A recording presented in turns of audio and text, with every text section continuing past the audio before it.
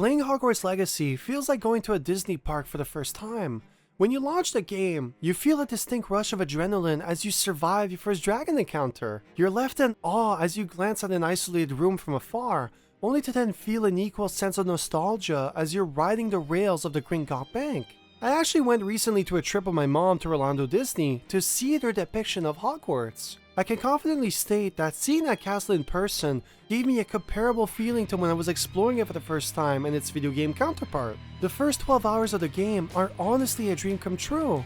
The devs emulated so many moments from the movies and books that it feels more like a best hit compilation than an homage, which is totally fine by the way. No other game in the license has come even close to it, so being able to take part in those famous scenes that formed our childhood is exactly the kind of experience that I was hoping for to take part in. It's therefore easy to understand why it sold as much as it did. Older generations wanted to immerse their young ones and share with them the magic that was their first day in the wizarding world. Others wanted a nostalgia trip, reliving the source material through a new perspective, which, arguably, hasn't been possible since the third game on the GameCube. Hogwarts Legacy really is an amazing game, but it's also one that's very superficial. Just like its theme park equivalent, the longer you explore and immerse yourself in its world, the more the cracks in its facade become impossible to unsee. The trickery unwillingly unravels itself, revealing its calculated capitalistic roots that are rooted deep within what we gamers call the Ubisoft soil. It's bloated, filled with questionable decisions, and, worse still, it gives out the impression that the devs really wanted you to be anywhere else than in the school that made it all happen. Now, before we go any further, I want to talk about the elephant in the room, which is that I won't be talking in detail about the protests that surrounded this game until its release. I feel that by concentrating on that, we're not actually talking about all the issues that plagued the experience. However, I can't fully ignore it because it did most probably affect the development process during at least the second half of the production. Therefore, when you pressed on this video, if you were expecting anything else, you may actually just move on to greener pastures. I do hope that you're at least going to take the time to see my other videos that I have on this channel.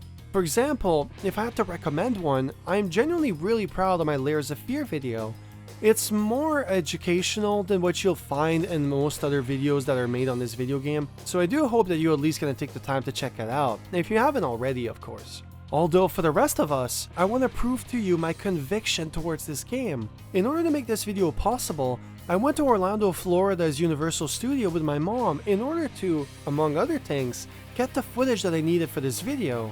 That means that this video is actually sponsored by my mom, so shout out to you mom and thanks a lot for your support as always. Other than that, I also bought the art book so that I can integrate its knowledge into my script. Game-wise, I decided to play all of the main Harry Potter games available on the market so that I may see how they compare to this one. Coming back to Hogwarts Legacy, I decided to go all in and get all the achievements on Steam. This means that I finished the game and completed all 91 side quests. I also completed all 105 Merlin trials, collected all 33 demiguise statues, as well as all 155 field guide pages. I also completed every single activity on the map, collected and bred all of the creatures, learned all of the spells, and got 100% in every single category in the book. Then, once that was all done, I actually did it again in order to get the footage that I was missing. Finally, I also replayed it with the other two houses until I got the achievement specific to their household, as well as the footage of their unique quest. You get the idea at this point. As you can see, I went all in every possible way that I could think of, including some that I left unspoiled. And it's with that kind of dedication that I want to welcome you into another Dissecting the Walk video. In this one, I'll be covering the story in its entirety and most of the important side quests in order to be able to paint a general narrative for the game. This will also allow me to talk about how your choices affect said narrative, and how, combined with its combat, Porky went on to create a power fantasy that does not stand toe-to-toe with the license that it's based on. Additionally, I want to talk about how they initially used their member berries in order to sell the experience before deviating and becoming its own thing, which was the intent from the very start. They stated multiple times in the art book that they wanted to create a world that felt familiar to the player, but ultimately was different from its source material, including the video games. There's a lot more that I want to cover, but as this video is long enough as it is, I'm gonna leave it there. So please sit back and relax, enjoy, grab yourself something to drink, whatever it is, as I welcome you to another journey where Harry Potter and the game... Wait a minute. This is actually the first game in the franchise where we don't have a predetermined avatar. You heard that right. This is the first time that we're not playing as Harry and the gang. So before we can even go to Hogwarts, we're gonna have to do a deviation real quick and go to the customization menu. You can play the team now.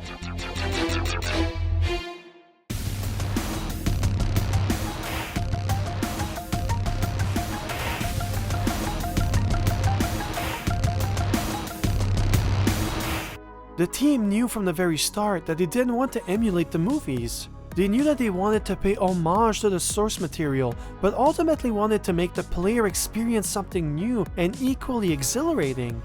It's for those reasons that, before we can even create our character, the game starts off with the player receiving an acknowledgement letter from Hogwarts. It reminds us of the letter that started the whole adventure, and, as we fall deeper into nostalgia, the game then shatters those feelings by bringing us to the character creation page.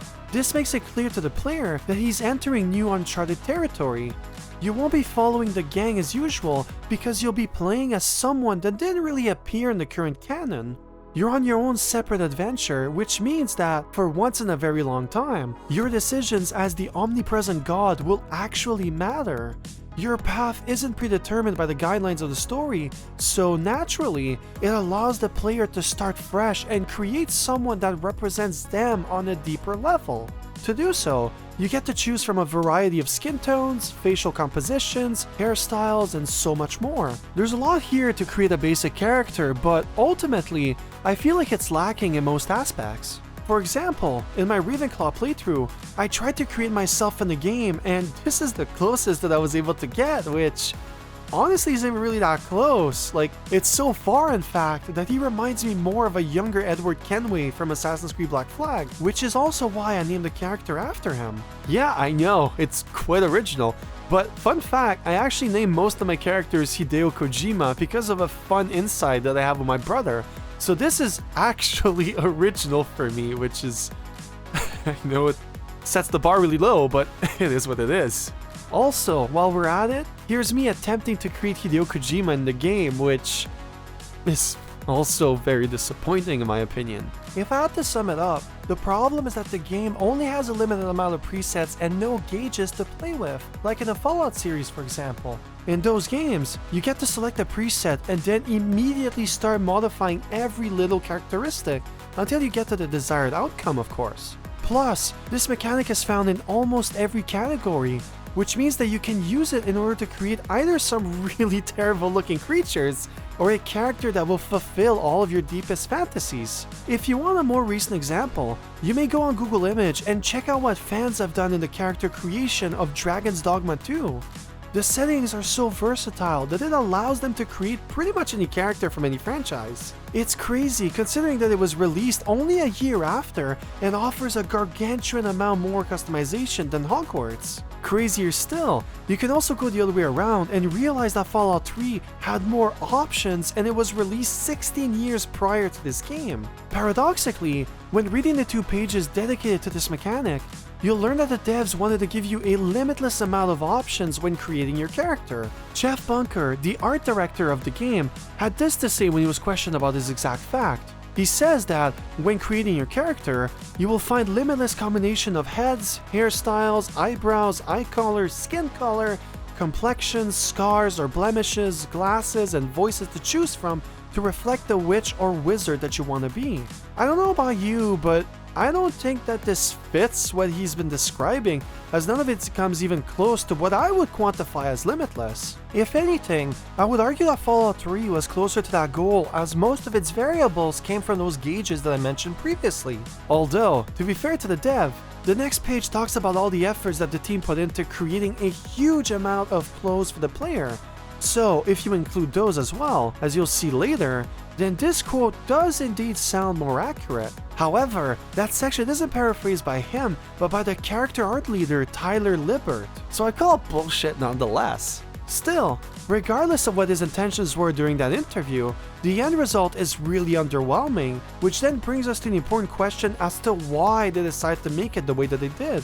This is pure speculation on my end, but I think it's because they wanted to make sure that whatever the player created, it would fit harmoniously with the pre-existing world. In other words, it would look like it belongs in that universe, which means that you won't be reminded of how ridiculous you look every time a cutscene appears on screen. Here's a concrete example. This is the character that I made in the last Saints Row video game.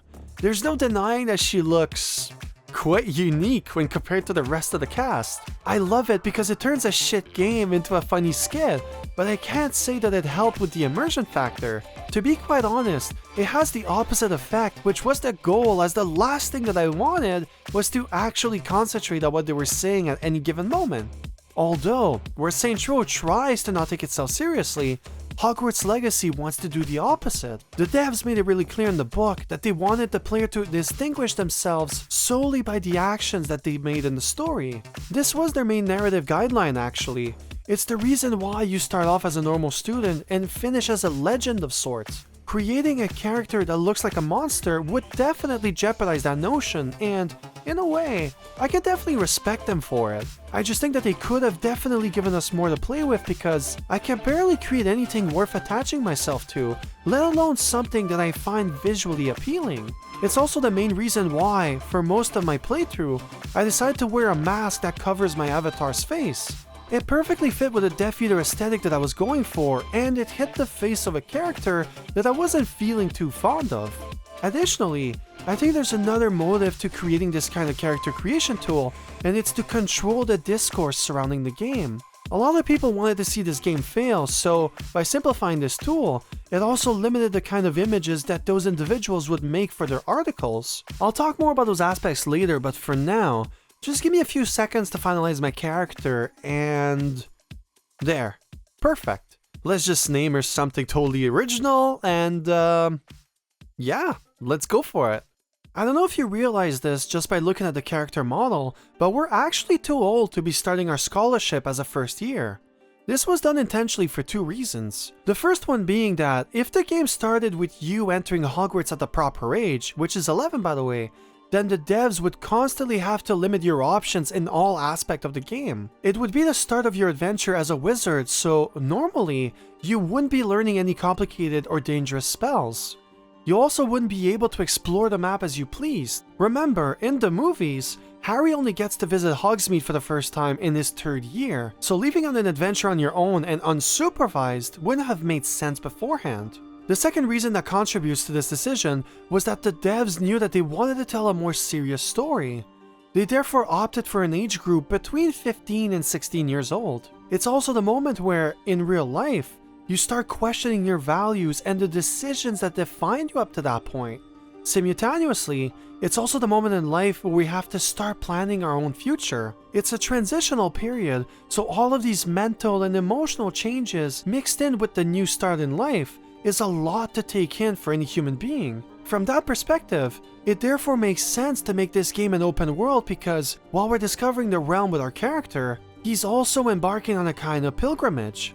The longer you play the game, the closer your character is to understanding where he stands in this universe, what his or her capabilities are, and ultimately, what kind of person he or she really is. Well, that part is kind of misleading, but we'll get to that later. Anyways, the point is that because we're starting our scholarship a lot later than the norm, special procedures needed to be put in place in order to make it happen.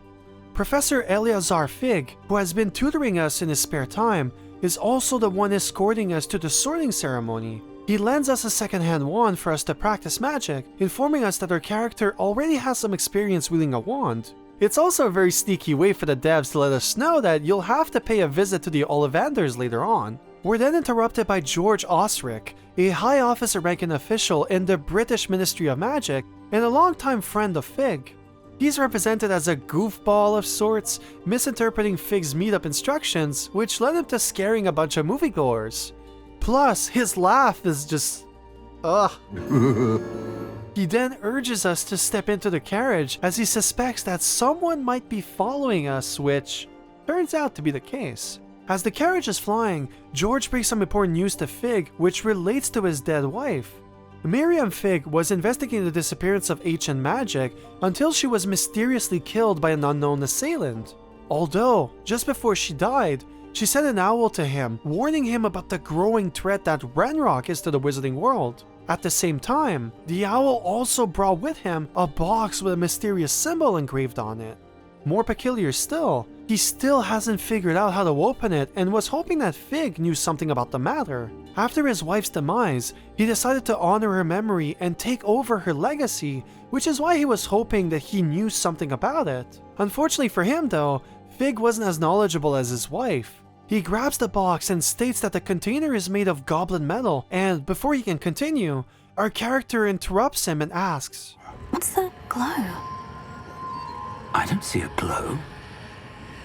Nor do I.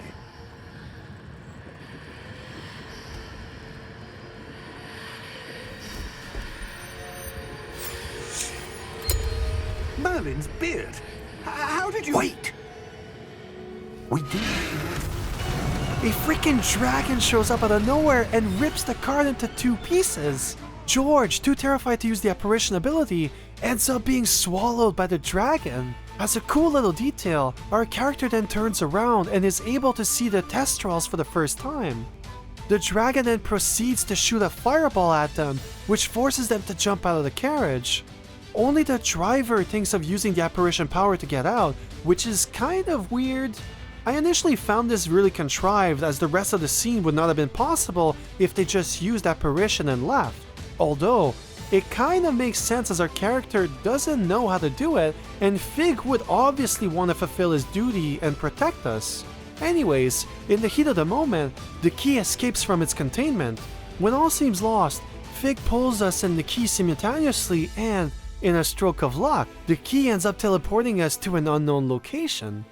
Fun fact, an item that's bewitched with the goal of teleporting someone to a predetermined location is called a port key.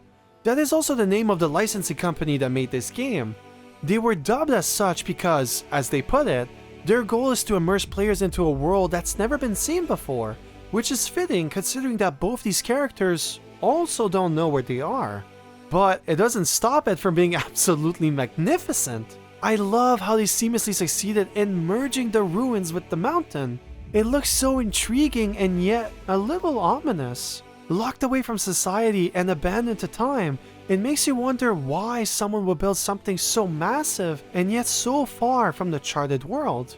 This game has a lot of moments like these, and I think that it perfectly sets up the player's expectation because if the rest of the game looks as good as it does, then Hogwarts itself must be breathtaking. From there, we decide to head towards the ruins, and this is where we unlock our basic attacks. A magic barrier blocks our way, so by shooting it, we're able to destroy it and move forward.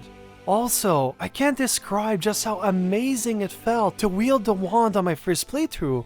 I kept shooting everything around me because it was just so satisfying to see all the different movements that the devs implemented. It really makes you feel like a pro, and it made me really eager to see what the game had in store, which is exactly what you want from the developer's perspective.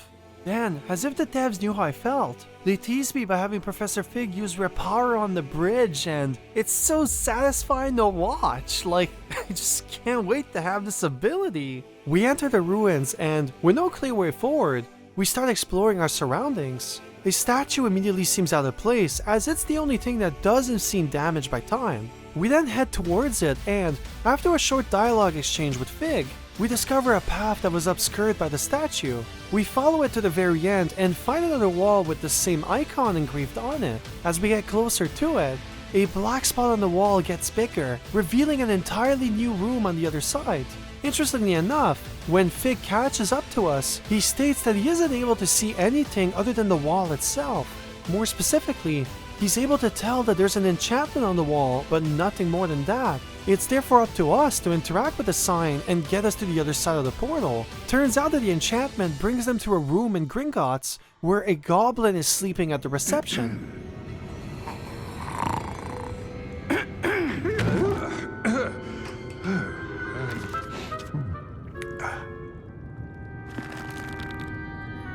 It can't be.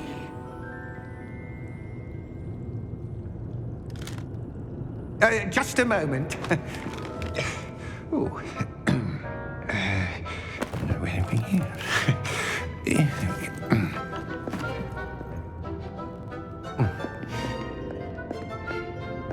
Welcome to Gringotts Wizarding Bank. Vault number 12, I presume. Precisely. The key? Hmm? Your wife's portkey. Oh, yes, of course. This way, then. Stay close.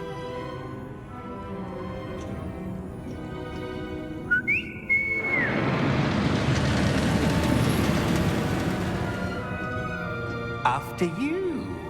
As they enter into the cart, we get to witness one of the best set pieces in the whole game. Like in the first movie, we get to experience the famous rail system in Gringotts, and I just love how the cart twists and turns while keeping the passengers level. You can really feel the speed of the trolley, and with the camera being so close to the characters, you really get the sense of actually being there, which is honestly really cool. What also makes it even better is the fact that we barely get any exposition during the ride. We do discover that Vault 12 was commissioned shortly after the bank was created, almost 4 centuries ago, but that's about it. It lets you take in the environment without getting any distractions, making it one of the best moments in the whole game. A little further in, we get to a checkpoint where we have to declare what vault we're visiting to a random goblin before continuing on our path. A glowing red armband piques our interest and immediately makes us worry of danger. Side note, I'd be surprised if you saw it on your first viewing, but if we examine the dragon that attacked us a little closer, we can see that the material on his back matches the one worn by the goblin. We can therefore assume that he's working for the same person that sent the dragon after us, meaning that it's only a matter of time before we get ambushed by the opposition. We arrive at the vault and, as always, the composition of the scene is just amazing. The goblin then inserts the key and, like in the movie, the door unlocks in a circular fashion. The goblin then steps to his side and lets Fig get inside first. To me, this looks quite fishy because he's been leading us the whole time. He guided us to the cart, drove the whole way there, answered his colleague, unlocked the door only to then let us take the lead? I'm not buying it. But that option doesn't really exist, so I begrudgingly enter inside and wait for him to close the door behind us. What do you suppose we should be looking for? I'm not sure. Sir, I wonder if you might... The instructions for Vault 12 indicate that I am to grant access to the holder of the key and then close the door. Wait. Best of luck. Professor? That was certainly unexpected. Yep, totally. Anyways, with no idea on what to do next, Fig decides to teach us a spell called Revealio, which, like the name implies, reveals whatever is hidden in plain sight. In this case, it reveals the obvious, which is that the only empty flat surface in the vault is actually a facade that hides a door. We interact with it and end up in a new room that's void of all light. We then walk around aimlessly until we spot in the distance the same glow that was on the symbol. Activating it makes a silhouette of 2 knights appear on the ground surface. After examining it, we discover that they're attracted to Fig's light, so he decides to teach us another spell called Lumos. After completing the learning minigame, we cast it and automatically line up both the bottom and the top knight. This then makes them disappear and more drop from the ceiling, which in turn starts us off on our first battle sequence. I'll talk more about the combat once we've unlocked most other spells in the game, so as it stands, this segment serves to teach us the basic combat loop. You have your basic spell, which you can spam infinitely, and once you're about to get hit, you can execute a counter by using the spell called Protego. An orange circle will appear over your head, dictating the timing of the enemy attack. If you get it right and hold the button, you can ricochet its attack back to him, stunning the enemy while gaining a temporary increased damage boost. It's a pretty basic system, but it's one that works well and is easily visible by the player in the heat of battle. After surviving the encounter, you're then separated from Fig and have to complete both a light puzzle and survive another night encounter. Once those are done, a door spawns near us and in that new room is a memory pensive. Like in the fourth movie, it lets the user experience whatever memory is poured inside. Therefore, after Fig joins us, we empty the vial floating above it and stick our heads in the water.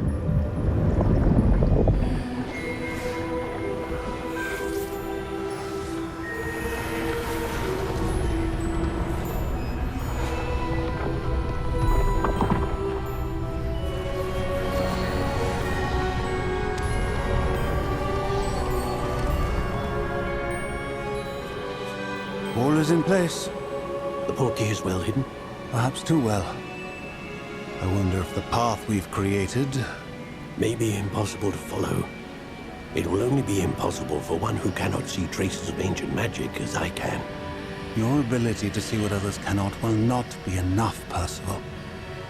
We are entrusting the one who embarks on this path with powerful secrets, with knowledge others will do anything to obtain. Yes, and if we are correct, Charles, the witch or wizard who completes the trials will have proven themselves worthy of that knowledge, and the responsibility that accompanies it. We've done all that we can.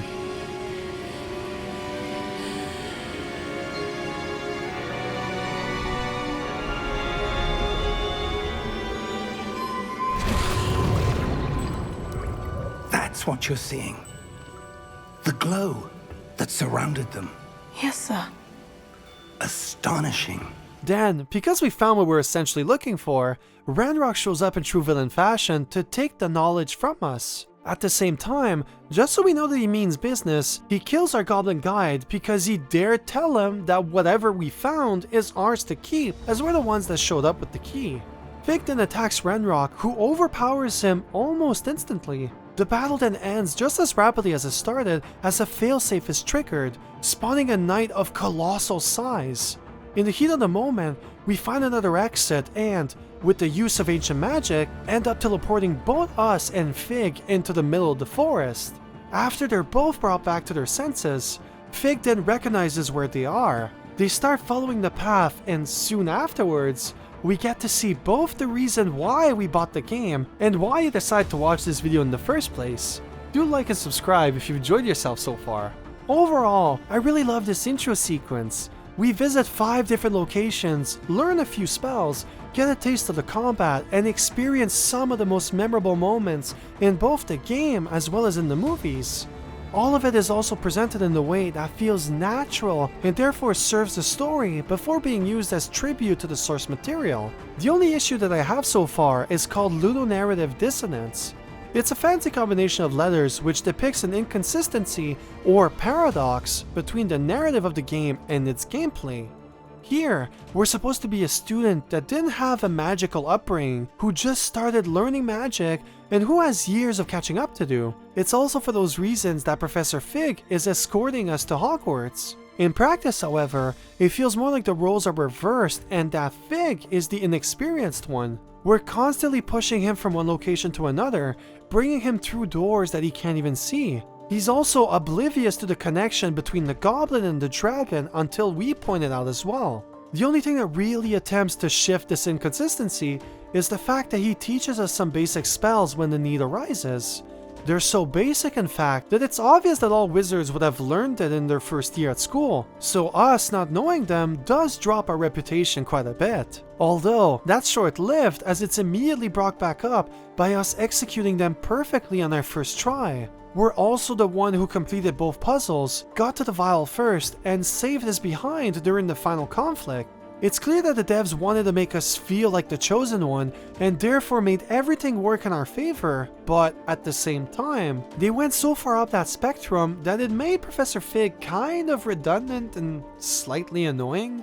I had 2 friends with me when I first played the game, and we all agreed that we wanted to see as little of him as possible. This ended up feeling like a very basic escort mission, which is quite surreal considering that, initially, we were the ones being escorted to school. It's kind of sad when you realize that the only thing he did that we currently can't do is repair a bridge, which we end up learning on our first day at school. On the other hand, we do see him use a bunch of spells during the combat sequence that we don't get access to until much later in the game. I think it just shows how strong this intro is when most people don't even realize this inequality. It mixes its story components with its member berries perfectly, while also replicating set pieces after set pieces. It's a really strong start to the game, and us, full of nostalgia and excitement for what will inevitably come next, couldn't care less about that little detail. We'll therefore move on, but do keep it in the back of your mind as I will circle back to it many times in the video. Our characters finally enter Hogwarts and, to no one's surprise, we end up being late to the ceremony. The headmaster, Mr. Phineas Nigellus Black, spots us from afar and decides to personally scold us for being late. Fun fact, the voice actor for the headmaster is the legendary British actor Simon Pegg, known for starring in such movies as Shaun of the Dead, Hot Fuzz, Mission Impossible Dead Reckoning Part 1, and more. You'd think that his voice would have been easier to distinguish, but no. I think that he did such a good job that if you didn't know that it was him, you probably wouldn't have realized it. Fig, nice of you to join us. The sorting ceremony's over. There were complications. Complications? It seems the goblin problem has... Enough! Goblins. I've no time for rumors, Fig, and I'm rapidly losing whatever patience I had left. If you're lucky, we might still be able to get you sorted this evening. I'll be in touch.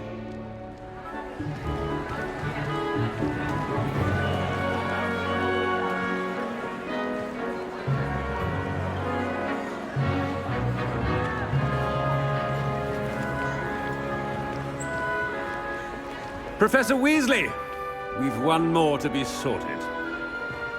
No Hogwarts role-playing game would be complete without the iconic sorting ceremony. After the hat finishes his monologue, we get to complete a sentence by choosing the word that best suits the personality we're role-playing as. This seems like a bigger decision than it actually ends up being, as not long after selecting an option, the hat sorts us into the house that embodies that trait. Thankfully, we can also overturn his decision and select the house we want to be part of for the rest of the game. This now leads me to the house that I chose for this playthrough, and in case you haven't guessed it already, I'm gonna be playing actually as Slytherin. It's the reason why I pre-ordered the deluxe edition of the game, and why I even decided to make this video to begin with. Believe it or not, but my favorite characters in the movies weren't actually the three main cast. Professor Snape has this vibe that I genuinely find mesmerizing. Alan Rickman really steals the show every time that he's on screen, to the point that I developed a genuine appreciation for the antagonists of the movies. Another one of my favorites is Draco Malfoy. The character arc that he goes through by the end of the series really won me over in a way that I didn't really anticipate. He went from a typical Saturday Night villain into one that's unsure of his place in the grand scheme of things. He also questions his own morality, which shows his more vulnerable and, therefore, relatable side, unlike most other characters in the movies. Bellatrix Lestrange is another superbly acted character, and one which is portrayed so uniquely that it made me wish that she was the main focus and not the rest of the crew. That's not to say that Daniel Radcliffe, Emma Watson, and Robert Grint aren't good actors. It's just that I've always had an inclination towards villains, and the series had so many intriguing ones that I always found them more interesting than everyone else. It's also for those reasons that, when I heard that Hogwarts Legacy allows players to roleplay in the house of their choosing, and to act accordingly, I decided to go all in and start off as a generic bully, only to slowly grow up into the world's first Death Eater. Even if the trailers never explicitly stated that the game had a morality system, it did state that it had a make-your-own-path kind of adventure, where my decisions will affect my relationship with others, as well as what ending I would get. But more on that later. Then, just to sweeten the deal, the deluxe edition seemed to have been made with me in mind. It unlocks a really cool cosmetic, a Death Eater themed arena, and, most impressively still, the ability to see the Testrals. I wonder if that's canon in the lore. Like, imagine Harry Potter going back to his parents' vault, grabbing a bunch of coins and then throwing them at the beast in order to make them visible. That being said, even if my script is mainly based on my first playthrough, I'll be using a lot of the footage that I collected from my Ravenclaw character. My Slytherin playthrough was done during the release of the game, which is about 2 years after I decided to make this video. The game also received a lot of updates since then, so my Ravenclaw character was created in response to all that. Just know that I'll be using both interchangeably and that, unless specifically stated as such, I'll be mainly talking about Slytherin even if another house character is on screen. Lastly, even if I wrote the script this way, I'll be covering the other two houses with the goal of showing how they differ from one another. This way, I'll be able to push the narrative and talk about how the devs opted to create a unique experience for each, while doing my best to satisfy those that would have rather I chose another house. Fun fact, more people got the unique house achievement with the Slytherin household than with the rest, which I find quite weird. Like, if you have an idea of why that is the case, do let me know in the comment section below. Back to Hogwarts, regardless of the house you've chosen, the rest of this segment plays out the same way. We get magically outfitted in our house robe, and the headmaster steps onto the stage with the goal of sharing some grave news with the students. Oh, and one more thing. Due to the unfortunate injury on the pitch in last spring's final, this year's Quidditch season has been cancelled. Enough! It's not as though I've banned flying altogether, but don't tempt me. You are here to focus on your academic futures. I'm sure you will have plenty to do before classes begin tomorrow. I said, I'm sure you all have plenty to do before classes begin tomorrow. Yep, you heard that right. Quidditch is not actually in this game, so if you were hoping of a kind of mini game like what you can find on the GameCube in the Quidditch World Cup video game, well, you're basically out of luck. Although, I'm going to play the devil's advocate here and state that, on one hand, it makes sense that this game wouldn't have the option to play Quidditch.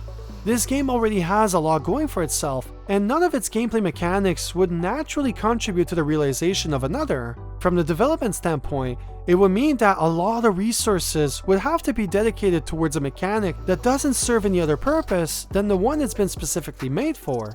Quidditch is also a very complex game to program, so getting it right would honestly be a demanding challenge. Add in the tight deadlines and the mountain of work already ahead of them, and it makes sense that it would end up on the chopping block.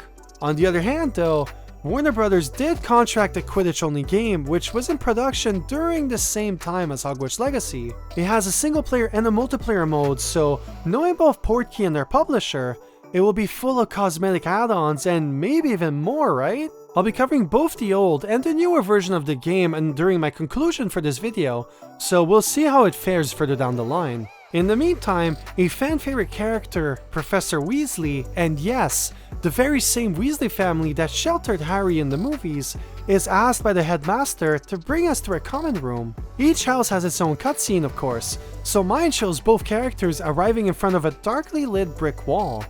We're then told to take a few steps forward and speak the password, which is the word aspiration. Aspiration.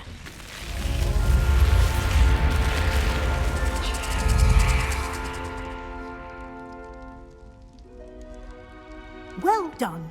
I don't know about you, but that looks really satisfying.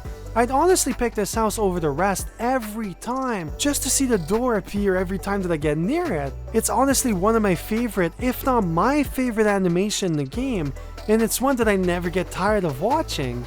Once we're done drilling over the door, Weasley then instructs us to meet her in front of the common room before our first class tomorrow. We thank her for her time and wish her good night as the screen slowly fades and we fall into a well-earned slumber. Morning comes and we get our first glimpse of the dormitory, and wow, it feels so cozy.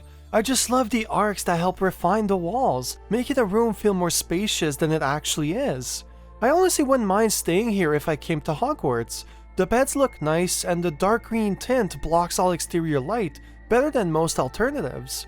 Although, as the structure is made of either bricks and cement, I would have had a hard time getting away from the fireplace as both usually don't retain heat that well. Now, contrast all of that with the corridors connecting the dormitories to the common room and the clash could hardly be any different. What felt cozy and moody now feels gloomy, dirty, and mysterious. The same arcs that made the previous room feel elegant and spacious now creates a more restraining mood, borderline claustrophobic. It gives you the impression that the dormitories are located in some kind of sewer system, which actually isn't that far from the truth. I wasn't aware of this beforehand, but every household is related to one of the 4 elements in nature. Gryffindor represents fire, Hufflepuff is earth, Ravenclaw is air, and finally, Slytherin represents water. Most school activities are obviously set either on or above ground, so having access to this kind of landscape would be a once-in-a-lifetime experience. I can imagine myself sitting around the area, concentrating on my studies only to then let the outer bubbles steer my thoughts away. It makes my mind wander as I stand there in awe, admiring the mesmerizing backdrop. I've always had a thing for aquariums, as is one of the few passions that I share with my dad. You could say that looking aimlessly through the aquatic void makes me nostalgic for the time that resides deep in my subconscious.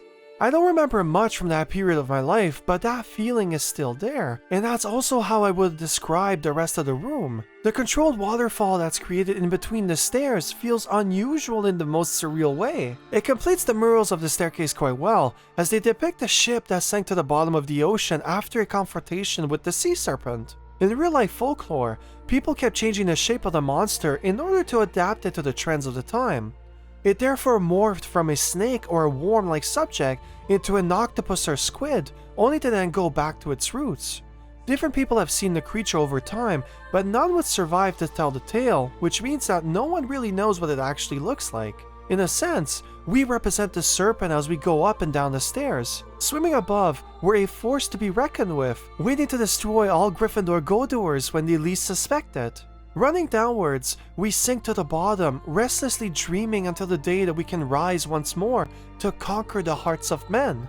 It's quite a power trip, which fits well with the Slytherin team. Actually, everything in this common room feels the same way. From the ridiculously high ceilings to the elegant drapes that hang from it, to the statue of Salazar Slytherin that guards it, it feels authoritarian and imposing, especially when compared to the other three common rooms. Even better still, those same attributes are then twisted into something that feels distinctly sinister. Everything has a sickly green tint, which removes all vibrancy in the colors. It also gives a suggestive tone to everything found in the room. For example, you'll find skeletons placed as decorative items in other rooms, but here, it feels a little more vile. It also hits slightly harder when you realize that poachers have a huge role in the story.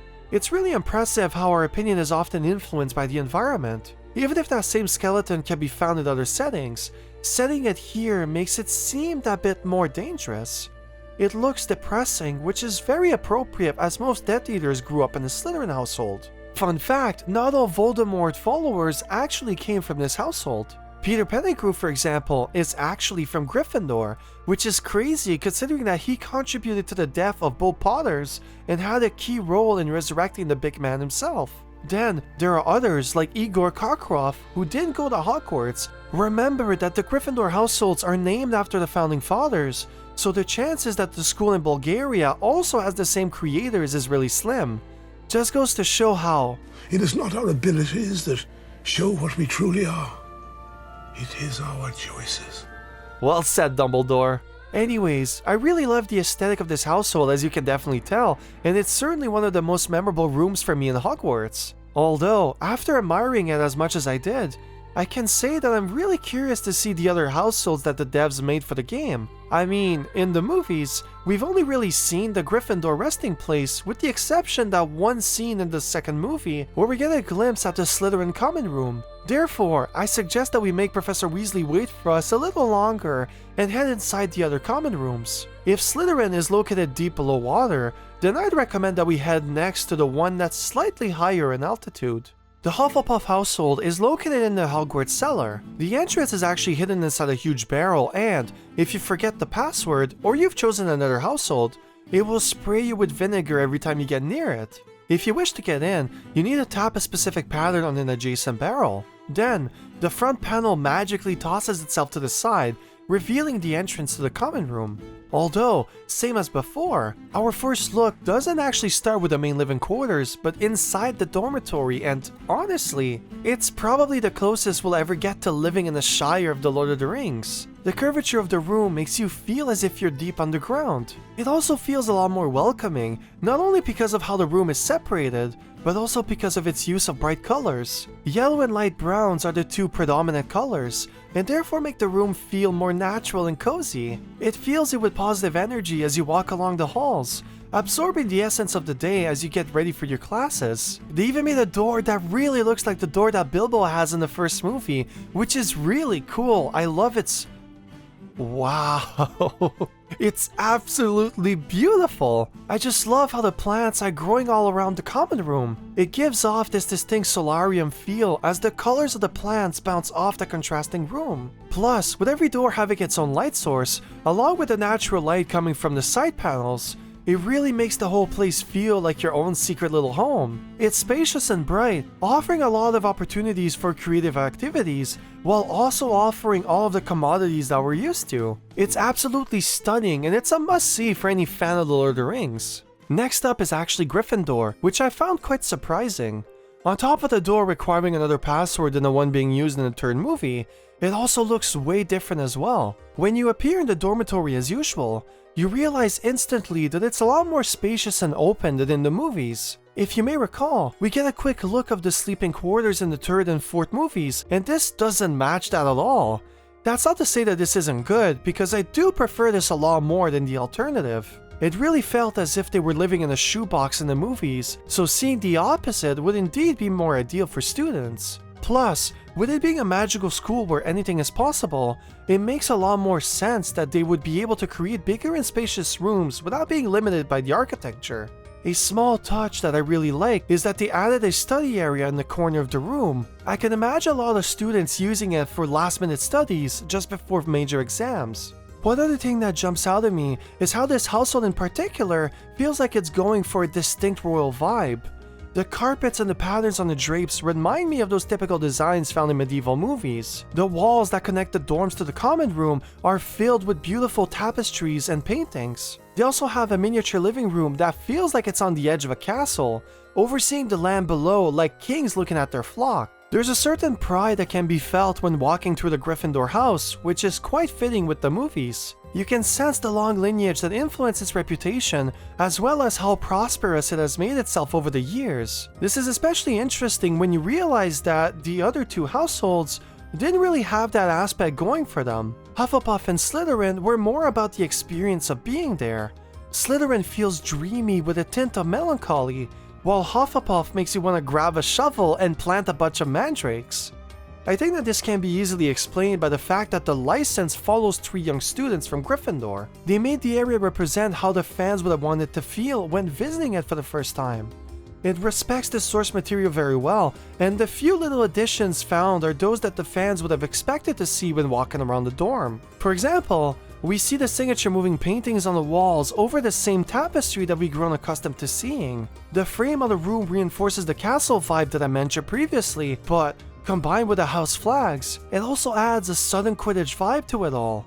The flags and the support beams remind us of the bleachers in the stadiums. Less subtle is the snitch that's freely flying around the common room. You can hear it easier than you can actually see it, but that iconic sound is enough for us to make the link to that legendary event. Plus, this household in particular holds the most propaganda for the sport, so it completes the overall package quite well. Overall, I do really like what they did here, and I think that any fan of the movies will be happy with what's on display. Paradoxically, what I find the most interesting of all is the fact that those same traits that made the rooms memorable to begin with are also the ones making it the least interesting household available. In the art book, they often repeat that their main goal when creating the castle was to find a way to please both the fans of the books and those of the movies. There are a few inconsistencies between both, so finding that proper balance was a challenge for them. It's therefore hard to deny that the Gryffindor household has a predefined look, so they most certainly felt restricted in what they could do to surprise the player. It's therefore that desire to stay faithful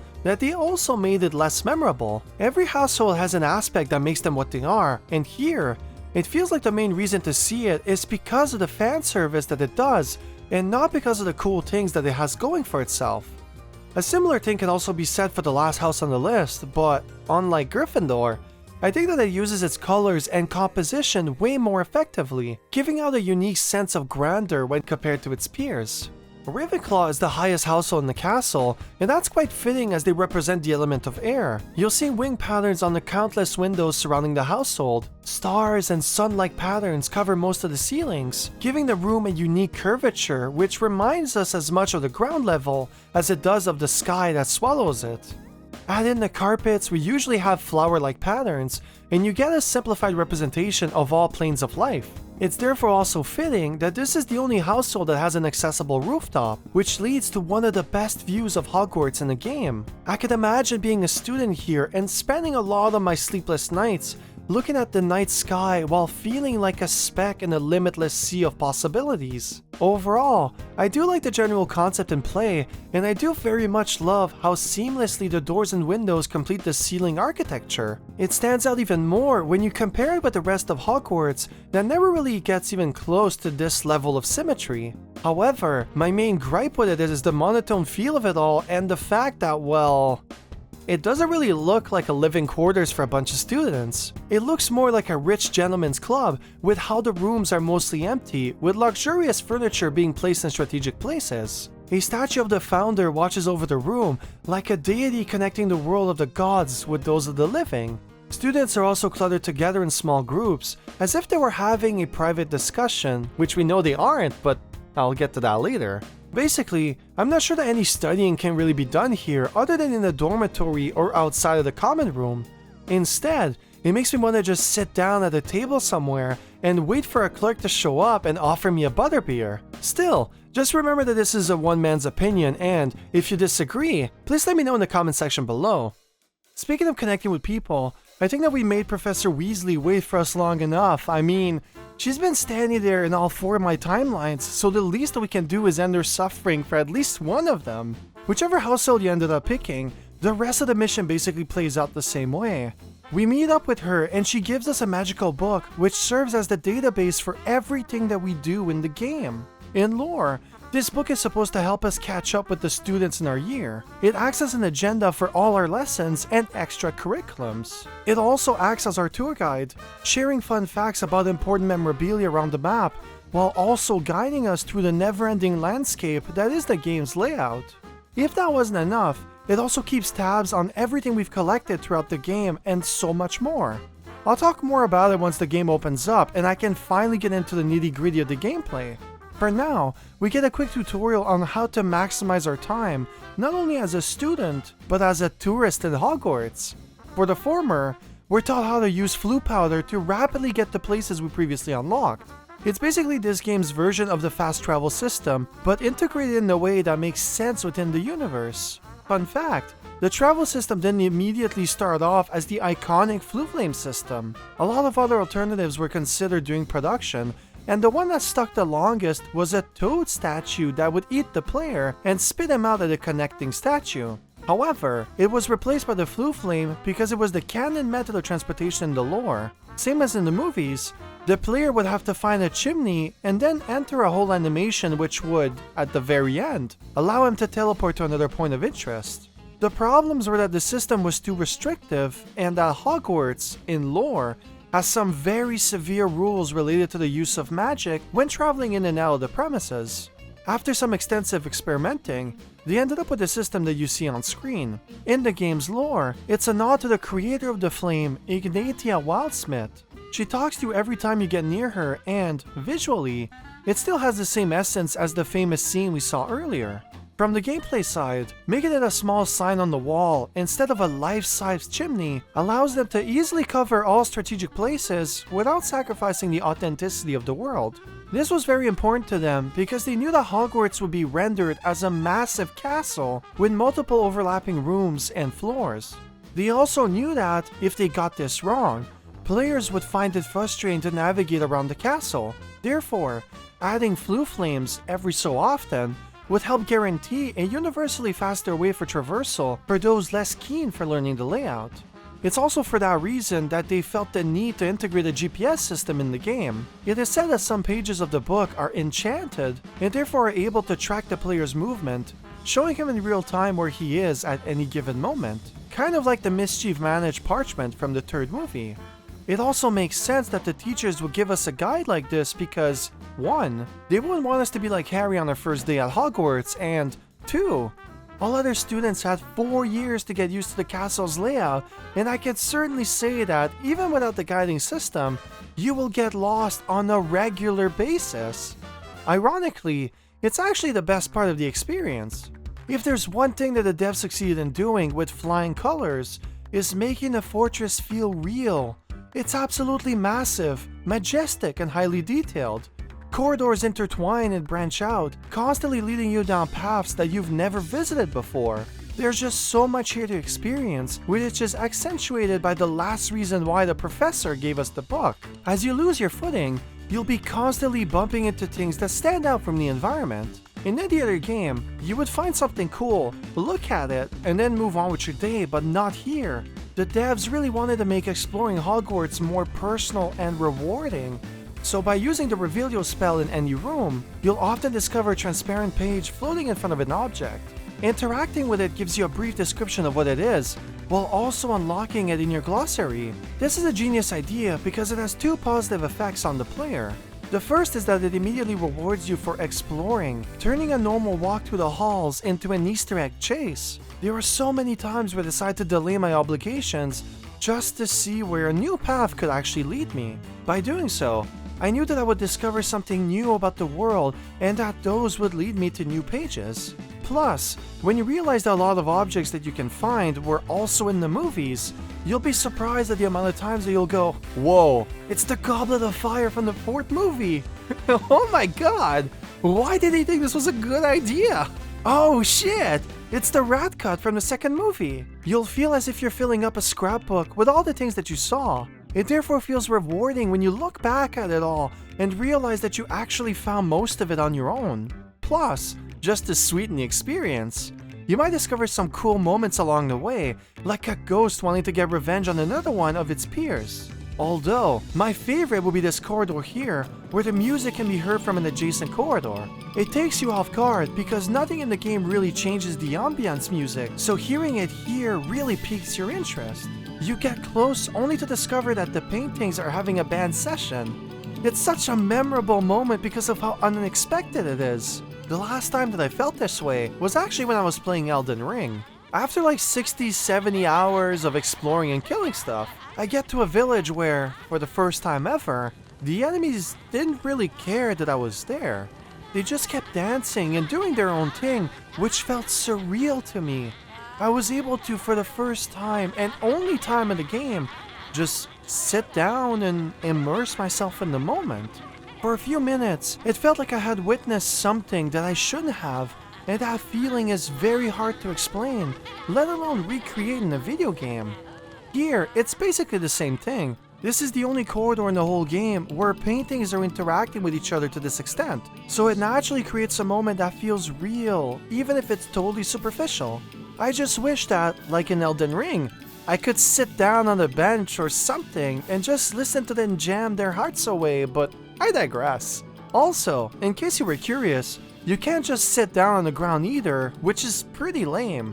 Overall, it's a pretty amazing experience and, as a first-time player, nothing really compares to the feeling of exploring Hogwarts. If you ever needed a reason to pick up this game, I would say that this alone makes playing it worth your time. Those 10-12 hours of the game are actually magical, and it gets even better once you decide to stop procrastinating and actually go to one of your classrooms. Although, before we do that, I want to mention that this rendition of the castle is made even more interesting once you compare it to its rendition in past titles. In both The Order of the Phoenix and Half-Blood Prince, the devs of those games decided to make the castle explorable in a way that wasn't really done before. The school feels huge and is fully explorable, so seeing it rebuilt on screen must have been a sight to behold. However, even if the school felt grand and authentic to its source material, the reviews stated that the castle actually made the experience worse because of how much walking and backtracking was required to complete both games. Even if they had puzzles and hidden things to discover, they lacked the surprise factor that Hogwarts Legacy has. As you run through the school, you'll see different scripted events that will capture your attention and make you deviate from your planned course. It's those moments that make the world feel alive and immersive, and that's something that both games never really attempt, or, to the very least, isn't done successfully.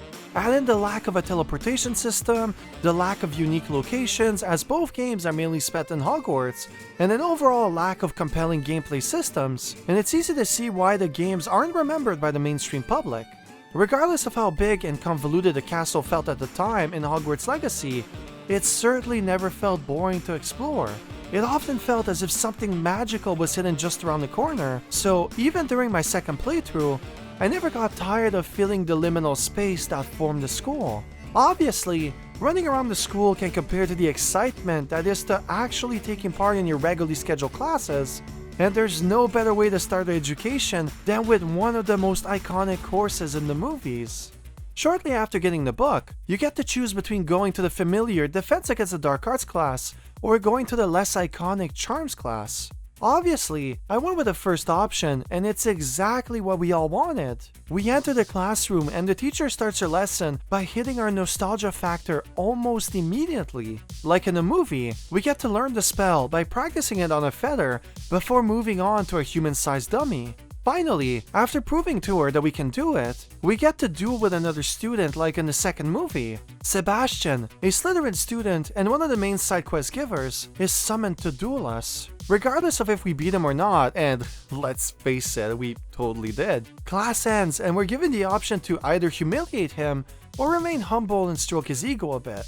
All in all, it's an amazing first class, and one that really gets you excited to take part in the next one. On top of the classroom looking almost identical to its movie counterpart, you also get to learn the same spell that Harry did all those years ago, and you get to whip Sebastian's behind at the same time. Plus, you don't know it yet, but that was your introduction to one of the three main side characters that the game has to offer. I'll talk more about him and the other two characters when I'll be summarizing the whole story. For now, know that it's a natural way of making us meet important characters without it feeling forced or like the whole thing was predetermined. You're essentially making friends along the way, so it's natural that you'll also want to take part in their adventures. Now, the only thing that sort of shatters the perfect illusion that the devs created thus far is the fact that we just learned a spell that Harry learned in his first year. Do keep in mind that we just started the 5th year, and this wasn't a private lesson. The whole class just learned it, like, this guy definitely didn't know it beforehand, which makes me wonder as to what they were actually taught of for the last 4 years. Today we will review a spell that has saved me from death at the hands of dark wizards more times than I care to remember. Levioso. Levioso? A levitation charm? Levioso! A surprised opponent is a weak opponent. Care to defend yourself, Master Pruitt? No? This issue actually appears often, and I'll highlight it whenever I feel it's necessary, but interestingly enough, Charms class is one of those rare instances where the issue kind of doesn't appear. Here's the whole cutscene introduction to our next spell, and for your first assignment, I want you to note the energy of the teacher, as well as the way that the devs got away with teaching us another level 1 spell. Shall we begin? Welcome to Year 5 of Charms. Now, this will be a crucial year in your education on the art of charm work, but I am confident that we will take hold with the passion and rigor requisite of such a challenge. Right, now, everyone, please open your textbooks to page 517. But before we begin, can anyone here tell me the difference between the incantations of the color change and growth charms? Anyone? Anyone? I am afraid it is too late to study now. My, the summer months must have really taken a toll on you all. By the looks of it, you all spent your holidays practicing Obliviate on one another. Do you even remember how to perform a basic summoning charm?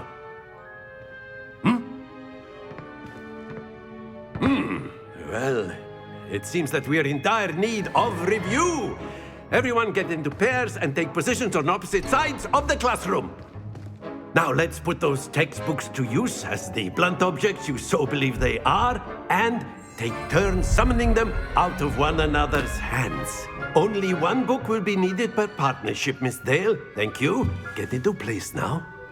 I know they didn't show the other teacher much, but you were probably able to sense that she was very typical overall. For context, she worked as an unspeakable for the Ministry of Magic, which is sort of like our world's version of a secret agent. Whatever they do is considered classified, and therefore is kept on a need-to-know basis, hence the name. As a result, she's direct in her method of teaching and takes her job very seriously. Now, contrast that with this awkward individual, and you get to immediately see the variety in the character's designs. I actually quite like him, to be honest. When I was a student, I would always appreciate teachers that tried something different over a teacher that just wanted to get the job done. At the same time, his personality kind of fits with the situation. His students are so brain dead that he's forced to teach them Accio, another basic spell. Although here, they made it more relatable because we were all in this kind of situation multiple times. I can't tell you how many times I went to class, recognized what the teacher was talking about, but had absolutely no recollection of ever hearing about it. Also, the devs were able to insert another member berry here by having the teacher mention the spell Obliviate. Then, just to contrast both teachers even further, he then takes the class outside and makes us take part in a very friendly competition, as he puts it. The minigame is quite simple. Press the button to activate the spell, and press it once more to release the ball. Let momentum do its thing, and wherever the ball stops determines the amount of points that you'll get. Land the ball on a higher numbered tile than your competitor, and you basically win the game. It's actually as easy as I make it sound. I found that if you press the button just before the ball leaves the orange area, you're guaranteed to have it stop on the blue zone, bringing in the highest amount of points possible in one move. Regardless of who wins or not, you get to either compliment or boast about it to Natsayonai, which then starts your side story in the game. Again, it's quite a fun quest, as long as you're ready to accept that the students only just remembered how to read, as I imagine that Accio would normally be used on a regular basis, even outside of school. The next quest requires that we visit Professor Weasley. She asks how our first classes went, before informing us that we'll be receiving extra assignments to help us catch up with the other students, which honestly doesn't feel necessary as they've all been subpar so far. Regardless, it turns out that the quest only requires that we initiate a discussion with her, which means that the quest count will be somewhat bloated in the game. To be more precise, the game has a total of 135 quests when combining both the main and side quests. 18 of them only require that you take part in the cutscene, meaning that almost 13% of all quests in the game don't require any gameplay to complete, which is weird. Like, I've never seen a game with this many contextualizing quests. Still, it sure beats having to backtrack, right? This is also the moment where we're told that, periodically, the game will halt the progress of the main quest, forcing us to complete some basic side quests in order to unlock the right to continue the story.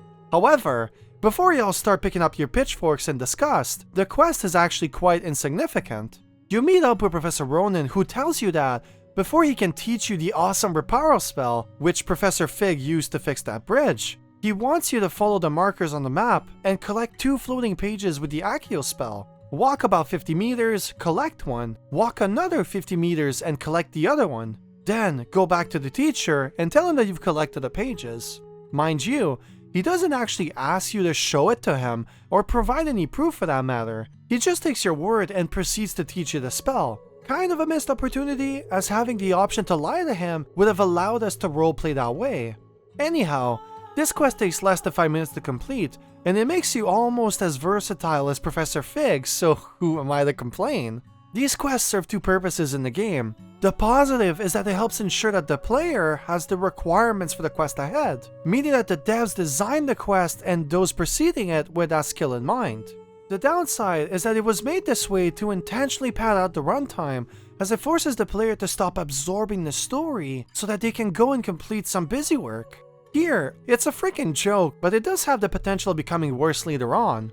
Naturally, the devs don't want you to be thinking about that because the next quest actually sees you leave Hogwarts. In order to build this Scottish town, the devs decided to map out the locations primarily based on their presence in the books. Although, at the same time, they didn't want to alienate the fans that came from a more movie or theme park background. Therefore, their goal was to create a place that had a small town vibe that would feel at home for all fans of the series. What helped sell this concept was the time period once more. Hogsmeade's roots date way before the 1800s, but because of the 100-year difference between the main series and our story, it meant that they had a solid foundation for what the core of the town should look like, while also being able to take some artistic creativity on everything that wasn't nailed to the floor. For example, the first thing that hit me when I first entered the town was how crooked everything was. When designing Hogsmeade for the movies, the production designer, Mr. Stuart Craig, stated that the town didn't have a straight line in its body. It made the town seem more magical, and that resonated deeply with the game's Hogsmeade art lead. All the walls and their fixtures are contorted, but not enough for it to become a caricature.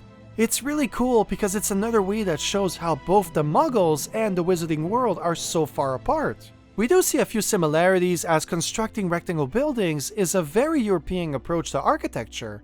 As Hogsmeade and Hogwarts are located somewhere in the Highlands of Scotland, it makes sense that the road and building structures would also share a similar composition. There's a main road that leads to the center of town, with vein-like paths branching out and creating shortcuts throughout the urban area. However, humans don't have access to magic, which is why our building strategies are determined by the land that we inhabit. A concrete example of this would be the crooked houses found in Amsterdam. That city was constructed over what originally was considered a swampy marshland. The ground was very soft and watery, which is why it was considered inhospitable until the townsmen built a dam in what is now called the Amstel River. This helps concentrate the water in the canals and dry up the land around it, making it more prosperous for future generations. Of course, it's a very simplified explanation of why Amsterdam is the way that it is, but it's the reason why you can find a lot of iconically crooked houses scattered around town. The ground is still considered very soft, and therefore has a hard time supporting the concrete buildings towering over them. In Hogsmeade, however, they don't have this issue because everything has some kind of enchantment, or so we're led to believe.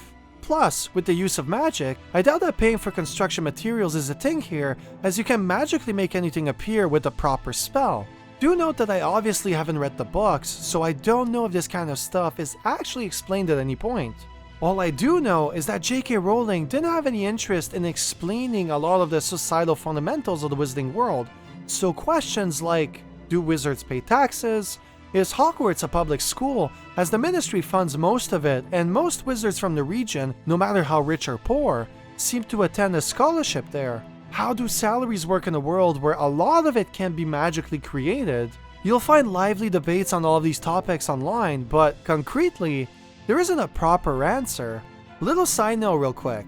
While I attempted to answer my initial question related to the cost of construction materials, I discovered that the writer stated in a live chat in 2001 that one galleon in the Wizarding world was worth 5 British pounds or $7 US at the time.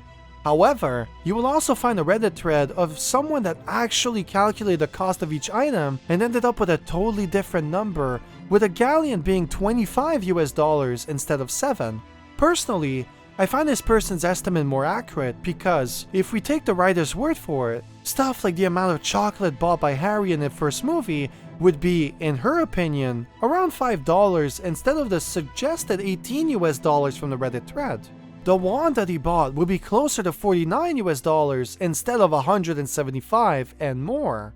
Anyways, I felt like mentioning it as it's not something that fans usually cover, and I find it fascinating how, even if the whole point was that the world is purposefully different from ours, we still try to apply our societal rules when analyzing it. Speaking of the value of money, Hogsmeade is also booming with shopping opportunities. It's the reason that we were sent here with either Sebastian or Onai in the first place. Professor Weasley wants us to replace all the items we lost during the dragon attack, and, as we've never been to Hogsmeade, she thought that it would be best if we went there with a friend.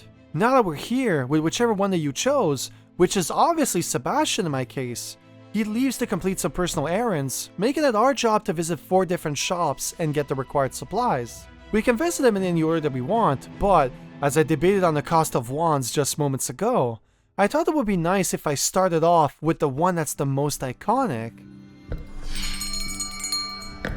I'll be right with... Ah, it's you. Just a moment, please. Hello, sir. I'm looking for... For a new wand, yes. It's about time. Yes, about time. Well, you're our new fifth-year student, are you not? Oh, what am I saying? Of course you are. Gerbold Ollivander's the name. But of course, you'll have heard of the Ollivanders, I'm sure. Finest wand makers in the world. It's a pleasure to meet you, truly. Now, come with me. Let's find you the perfect wand, shall we? No, not you. Yes. Powerful core. 10.5 inches. You might do. Here, give this one a try. Well, go ahead, swish. How odd. Once more, come on, really swish it. Oh dear. Well, this isn't a good match at all, is it? We'll find you something, not to worry. No, not you. Perhaps. Yes. A rare wood, 13 3/4 inches, dragon heartstring. Let's give this one a try.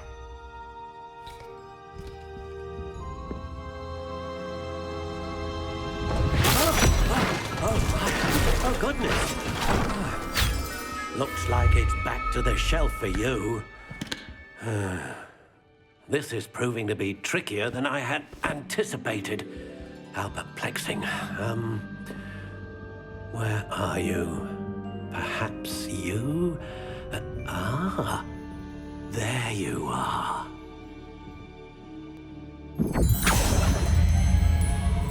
Yes, I think you might be the one. Here, take it.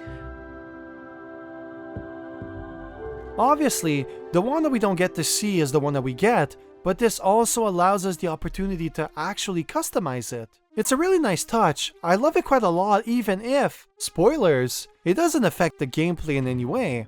This is purely cosmetic, which means that for those that breed Harry Potter, they will be able to biblically enhance their immersion factor. You get to choose between 3 menus, with the first one allowing you to change the wand style and dominant color. For example, you can go with a wand that doesn't look modified, giving off a distinct natural look. Next option on the list is called the crooked spiral, which not only changes the texture, but the shape of the wand as well. You also have the ringed, or however that is pronounced, the stock, the spiral, and so forth. Once you've made your choice, you can then move on and determine the color of the wand, which will bring it somewhere between both extremes of the color palette. Moving on, the next menu lets you choose the wood type, and honestly, this next menu is more than useless. Like, no matter what metric I changed, it still looks the same. Plus, your character is always too far from the screen for you to be able to see those kinds of details. Again, I think it's there in order to add to the player's immersion. It does appear in the wand's characteristic menu at the very start, and it's something you would consider in real life if you were actually shopping for your own wand. The final menu, and obviously the most important part for any wand lover, is the core of the wand. Each creature has its own characteristics, so in theory, this would make your wand perform better during certain tasks. Obviously, no such mechanics exist in the game, but in our minds, it doesn't really matter as it's part of the role-playing experience. Speaking of which, this aspect allows us to add personality to the wand. In my Slytherin playthrough, for example, I went with the dragon heartstring because I wanted to wield its power in combat, giving me an edge over my enemies. As for the Ravenclaw playthrough, however, I went with a unicorn hair, and I will explain why later on in the video. Altogether, this feels like a more complete system than the character customization menu because I can't really think of anything else that I would like to add. Mind you, this menu exists only to create the core of the wand. Later on, you'll be able to change its look by adding different handles onto it, which then adds even more cosmetic options along the way. It's a lot of effort for something that won't really be noticed by the player once he gets used to the game's graphics. The wand is small and the camera is far enough from your character that you won't really be looking at it as you play. Plus, as you'll be obviously wielding your wand during the whole game, you won't be able to see any of the grip cosmetics, making it even more irrelevant in hindsight. Still, I think it's amazing that they went this far, and I do genuinely appreciate it. Wands are iconic to the wizarding world, and there's a reason why they're as mass marketed as they are in real life. It's the item that channels the invisible force that lets us bring whatever our heart's desires to reality. The only thing extra that I would have added would have been the changes to also be stat-based, as stated previously. Any effect on the gameplay would have been more appreciated than none, but whatever. Anyways, once you're done, your wand syncs with you, and your previous one ceases to exist off-screen. Ollivander then giggles at the idea that another person gets to move on into the world with one of his wands, and we're sent packing towards the next objective. Before we leave, however, I do want to mention that I love how the shop looks. It has that same vibe as the one in Diagon Alley, but less cluttered and dirty. It's a simpler time in history, and it's something that will be representative for almost all of them. Almost, because the Pippin's potion shop is full to the brim, but in a controlled way. Kind of like my collection. You can definitely get this vibe just by looking at its exterior. A bunch of cauldrons are piled up next to the entrance, with more pots hanging on the wall to the left. There's also a small table with 2 pots and a candle onto it, located on the opposite side. It's really cluttered, but it does fit what you would expect from a shop called J. Poppins Potions. Even the windows have a spherical pattern, as if we were looking at a bunch of potions from below. Once inside, we can see that the feeling persists, as there isn't really any space that wasn't filled with something. There are shelves after shelves containing a variety of books and potion ingredients. Plus, whatever couldn't fit on the shelves ended up placed above them, blocking most of the daylight from entering the main room. There are also more cauldrons at the back of the shop, continuing the same aesthetic as in the front entrance. Although, even with all the mess, there's still a lot of free space to move around and examine every little detail. It shows that this man has good organizational skills, which is also required when brewing potions. Speaking of potions, his shop sells everything you need for making them. From recipes to the requirements, he has it all, and because we're new to the area, he decides to give us the 2 potion recipes we need for our classes, free of charge. Thank you. Also, do note that, unlike the Ollivanders where there's a whole cinematic and a dialogue exchange before and after the purchase, here, it's more what you would expect from an open world game. He greets you, explains why the shop is named the way that it is, and then off to business.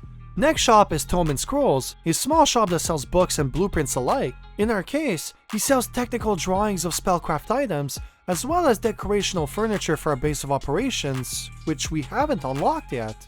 Still, that doesn't stop us from buying a potion table and a small potion station, which is also free? Mrs. Weasley must have arranged everything for us before we arrived. Cool. The last shop on our list is actually the odd one out of the 4, because it isn't your typical brick and mortar kind of business. Mr. Timothy Teasdale runs a little kiosk outside of his home where he sells seeds, fertilizer, and potion ingredients. Word to the wise, do buy all of the Mallowsweet leaves that you find. You'll see why further in the video. Also, do know that there are more shops in the village, but as we're on the main quest, some of them aren't interactable until you progress the main story. As such, I will skip those for now and come back to them once we'll be talking about how the team designed the open world. We meet up with Sebastian in the main square and, right as we're briefing him on our progress, a sudden sound disrupts the peacefulness. 2 trolls show up out of nowhere, causing havoc in the surrounding area. An aura attracts the attention of the first one, but as no one else shows up for the fight, we're left to take care of the second one. Unlike the intro of the game, this battle is far from being a pushover. The troll tanks damage while also having a huge attack radius. It also has a bunch of unblockable attacks, making it a very intimidating figure in your first encounter. Although, what does make this battle easier is the fact that you can throw a bunch of miscellaneous items his way, cancelling most ongoing attacks while also dealing a huge amount of damage. Then, when its health is at its lowest, we execute a finisher which unlocks a new mechanic. Our protagonist is now able to channel the ancient magic within him to execute a finisher that literally shreds enemies to pieces. It's a really cool move and one that feels really badass to pull off. Simultaneously, however, it also brings a question that the game indirectly attempts to answer. More specifically, why didn't Sebastian or anyone else comment on a magical move that no one has ever seen? You would think that someone would react when seeing a foreign spell pulverize the enemy, but that doesn't really happen. This is made even weirder when you realize that Sebastian, as we'll see later, has been searching for any kind of magic that would give him an edge on his personal quest.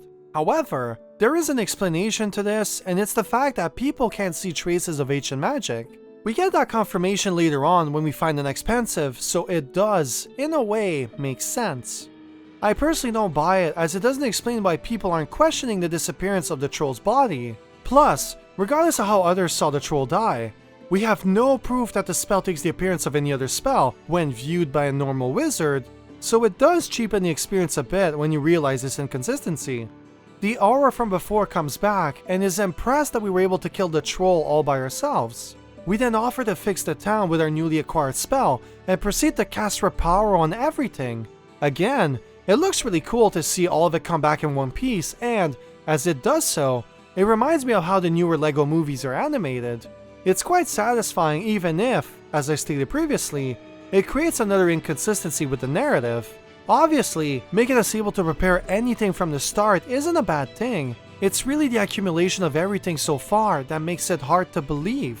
We just showed up to the Wizarding World and we're already able to defeat a troll, a feat that impresses everyone, including the Auror.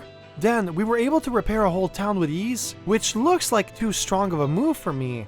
There's no power level in the game, unlike what we can see in the movies. If all you have to do is learn the spell, and you can immediately cast it to its maximum potential, then people like Tom Riddle or the founders of Hogwarts wouldn't really exist. It's a limitation of the game for sure, but it's one that has bigger repercussions than it initially seems. Although, the game does acknowledge this inequality in power when a shopkeeper decides to invite us in and offer us free clothes as a sign of gratitude.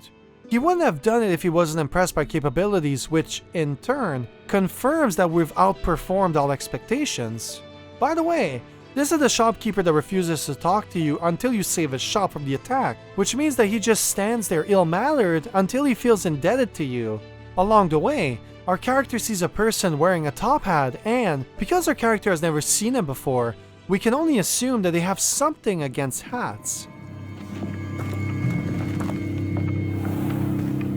You said you could get to the child when they came to Hogsmeade. That all you needed was a distraction. I gave you a distraction. I just watched a student take down your distraction.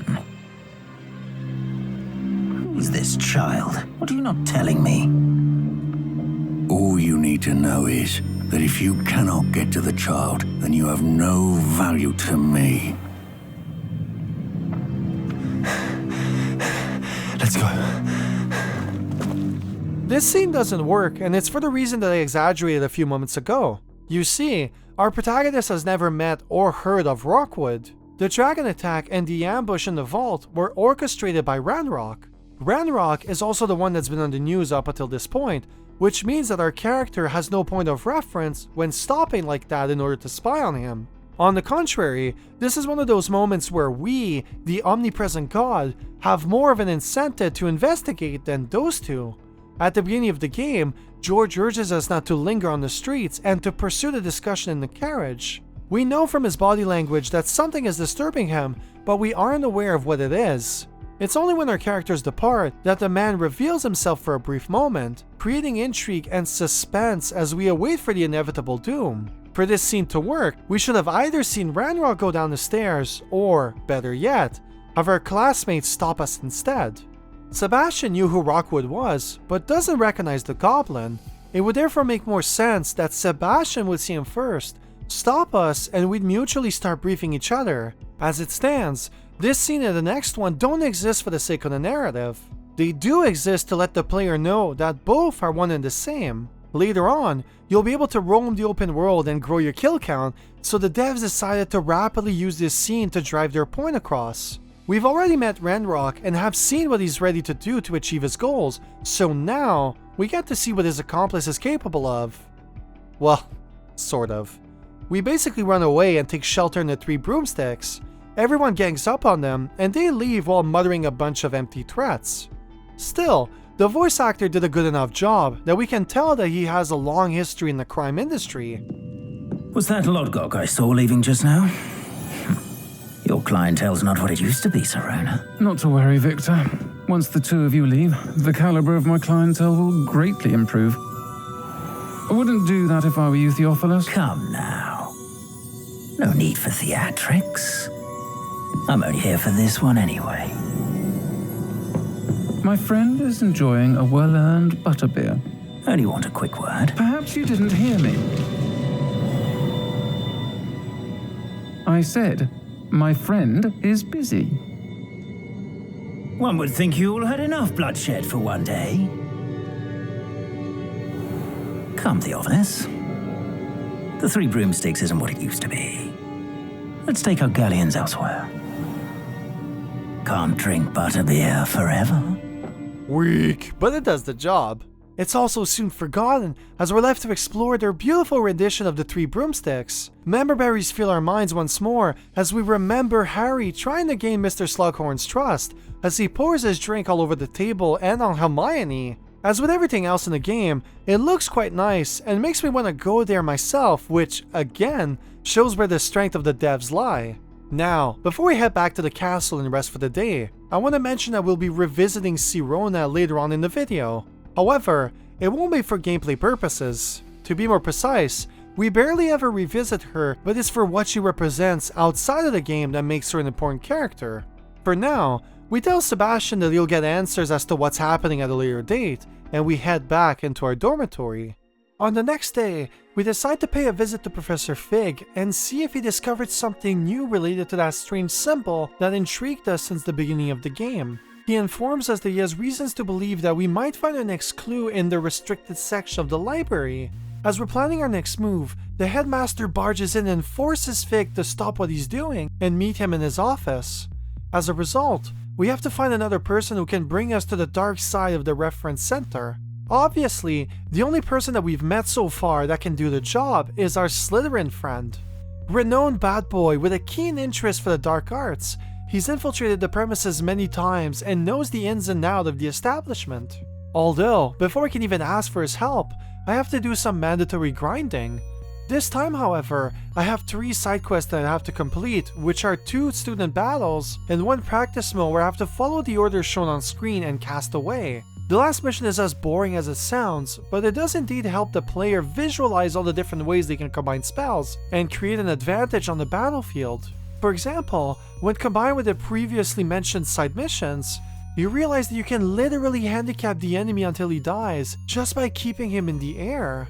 If done right, the enemy won't be able to defend themselves because it's only the player that is able to cancel a levitation spell. Therefore, by combining Leviosa, Accio, and shooting them with your basic spell, you'll be able to prevent him from even attempting to attack you. It's some really interesting stuff, and it succeeds in getting the player excited for future battles. The bad news is that, if you stop and examine the enemy AI, you'll be sorely disappointed.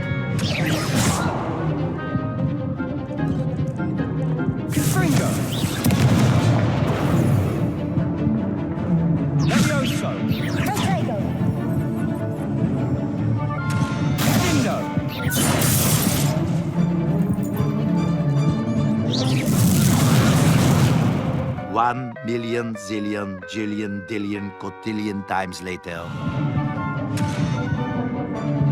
Confringo! Accio! Incendio! Levioso! Incendio! Oh boy, thank God that the rest of the game is better, cause this is just sad. Moving on though, once we completed these quests, we head back to our dark arts teacher and inform her of our progress. She then teaches us Incendio, allowing us to throw a fireball towards a target. With that spell in hand, we can now go back to the main quest and contact Sebastian. He starts a little excursion by teaching us the disillusionment spell. It makes us temporarily invisible when crouching, so people can still see us if we either get near them or are moving in their field of view. Only when standing still are we completely invisible, so deciding how far you can push your luck before stopping is kind of the game here. Although, I'm giving the AI more credit than it deserves because you can easily counter them and move on. Once inside, Sebastian attracts the Night Watcher so we can search her desk and steal the keys. Afterwards, we unlock the gate guarding the restricted section and head down the stairs. We proceed to avoid some ghosts and use the environment to create distractions. Once at the bottom, we use the Reparo spell on a piece of armor blocking our path and... Who have we here? Sebastian Solo and his new little friend, out exploring where they shouldn't be. Naughty, naughty, you'll get caughty. Peeves, don't you... I'm going to tell, I'm going to tell, I'm going to tell. Oh, blasted Peeves! I've got to stop him, or at least get to the librarian with a good excuse for all of this. Wait, I don't want you getting into trouble for me. I have a way with the faculty when it comes to disciplinary matters. Besides, I like having friends who are in my debt. Now go. Good luck in your search. Now, where has that damned poltergeist got to? We place the armor back in its spot and head down the set of stairs. At the bottom, we discover traces of old magic, and interacting with it makes an entrance to a vault appear in front of us. Same as before, we have a simple traversal puzzle to solve and more of those same knights to defeat. It's only when we get to the end of the vault that we find what we're looking for. It's a floating book which pours a memory liquid into the pensive. We submerge our face in it like last time and see that the same wizards from the previous memory are standing on a cliff, looking at the nearby village. The land is suffering from a drought which is preventing the citizens from cultivating the land, let alone survive. They therefore decide to use ancient magic to rectify the situation. We see the surrounding landscape come back to life and, while it's happening, the camera simultaneously focuses on the reaction of a little girl. Years later, that same girl attends Hogwarts and is summoned by the four wizards. She tells them that she was able to see their magic when they saved their family crops, essentially confirming that she shares their keen sense for ancient magic. We also find out that she and Percival Rackham also started Hogwarts as a fifth-year student, insinuating that late bloomers are often more sensitive to the Force and therefore stronger wizards as a result. She's recruited into the group on the condition that she excels at school and learns everything that Hogwarts has to offer. This scene serves two purposes. The first one is to introduce the villain of the flashbacks. It's pretty obvious in how the previous and current flashbacks are done, and under no circumstances can this ancient magic fall under the wrong hands. As Dumbledore has shown us in both the 4th and 6th movie, people don't usually save pleasant memories in the universe. They save memories that are key moments in something bigger, something that they either want to archive or something that they want others to learn from. Plus, with Ranrock wanting to control it at all costs, it serves as a means to create a duality between eras. Here's what happened in the past, and here's history repeating itself. Now the question is, will the devs have interesting twists in store for us, or will it stay this predictable throughout the whole playthrough? The only reason this memory exists is to explain why we're the only ones in school that can wield this mystical power. It seems that, for some reason, people that have shown magical powers at a later stage in life are the only ones being able to detect it. These four wizards haven't seen another person able to wield it before she arrives, so it stands to reason that most of the population aren't even aware of its existence. As we get back to the main floor, we see Sebastian being scolded by the librarian. Peeves told her that 2 students infiltrated the restricted section, so she questions him on her whereabouts. Peeves informs me that you didn't come alone tonight. If someone has coerced you, I would have you tell me. You're a bright boy. Don't waste this. There was nobody else. I came alone. Oh, Sebastian. What will your uncle say? Now that is a real bro. We'll have to find a way to reward him somehow. Thankfully, he's one of the main characters in the game, so the opportunity will show itself eventually. In the meantime, we head back to Fig's office where we brief him on what happened, while also handing him the book we found in the vault. He eagerly opens it, only to discover that someone got to it before us and tore some pages out of it. Discouraged, we quickly plan our next move. Our job will be to track down the lost pages while he analyzes what's left during his trip to London. It seems that the headmaster wanted him to brief the ministry in person, as he's the last adult who saw George alive. As we're leaving, he urges us not to neglect our duties and to concentrate on our studies, which we gladly do. But before we can actually head to class, there are a few interesting observations that I made when I initially got to this part of the game. The first one is that blocking the previous quest by adding a requirement to learn Incendio wasn't necessary for the progression of said quest. You can actually complete it without using Incendio, which makes me wonder why I even had to duel all those people to learn it. On one hand, I kinda get it. I mean, it makes combat easier when you can set the knights on fire. It does a lot of damage, and with them being more absorbent than SpongeBob, it's a good solution to a problem that they created. Plus, add in the fact that we've barely fought anything so far, and it makes more sense as to why the devs wanted us to practice beforehand. On the other hand, knights aren't really any harder this time around, so forcing me to fight students twice, then to do a practice session wasn't actually necessary. Still, I'm happy that the grind was short and finding those students does indeed complete the fantasy of the series. I just hope that it won't happen often and that they'll think of better reasons to make us deviate from the main quest. The second thing that I realized is that all spells we've learned so far also serve to unlock things around Hogwarts. For example, Disillusionment makes us invisible to all chests that have an eyeball in the front. Like a teenager getting jump scared, it loses its composure and we get to steal the goods inside. Incendio is used to set a few dragon statues on fire, rewarding us with another one of those progression pages. Leviosa is used to lift a sphere, which also rewards us with a page. Same goes for Reparo and even Accio, which is used to pull flying pages into our grasp. All combined, it makes the castle more interactive and, as you'll rapidly be looking for interesting artifacts, it's a really good way to get some extra bang for your buck. This now brings me to an important question, which is, do other students see or are they even aware that a bunch of pages litter the environment?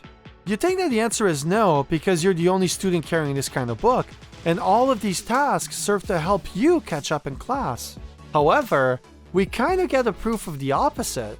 You see, there's a side quest called Like a Moth to a Flame, which is about a student asking us to solve a mystery. A random painting showed up in the castle, and she has no idea why that is, or what its purpose is. After trying to figure it out for what seemed to her like an eternity, she gives up and asks you to give it a try. Little does she know that all she had to do was to cast the most basic spell in every student's arsenal, Lumos, and then go to the location shown on the painting, collect the moth, bring it back to the painting, and collect a new page for your book. If you ignore the fact that we just met another student that's most probably failing her classes, this proves that this painting, which is copy-pasted in multiple rooms and corridors around Hogwarts, does indeed exist for all to see. If that same logic is applied to the rest of the collectibles in the game that rewards you with a page for your book, then that means that the teachers littered the school just to help out a single student succeed in class. They erected statues for you to repair, spawned a bunch of dragon statues, and bewitched a bunch of pages. Additionally, they also locked a bunch of rooms so that you can actually practice Alohomora, and installed a new set of doors which can only be unlocked by doing some very basic math.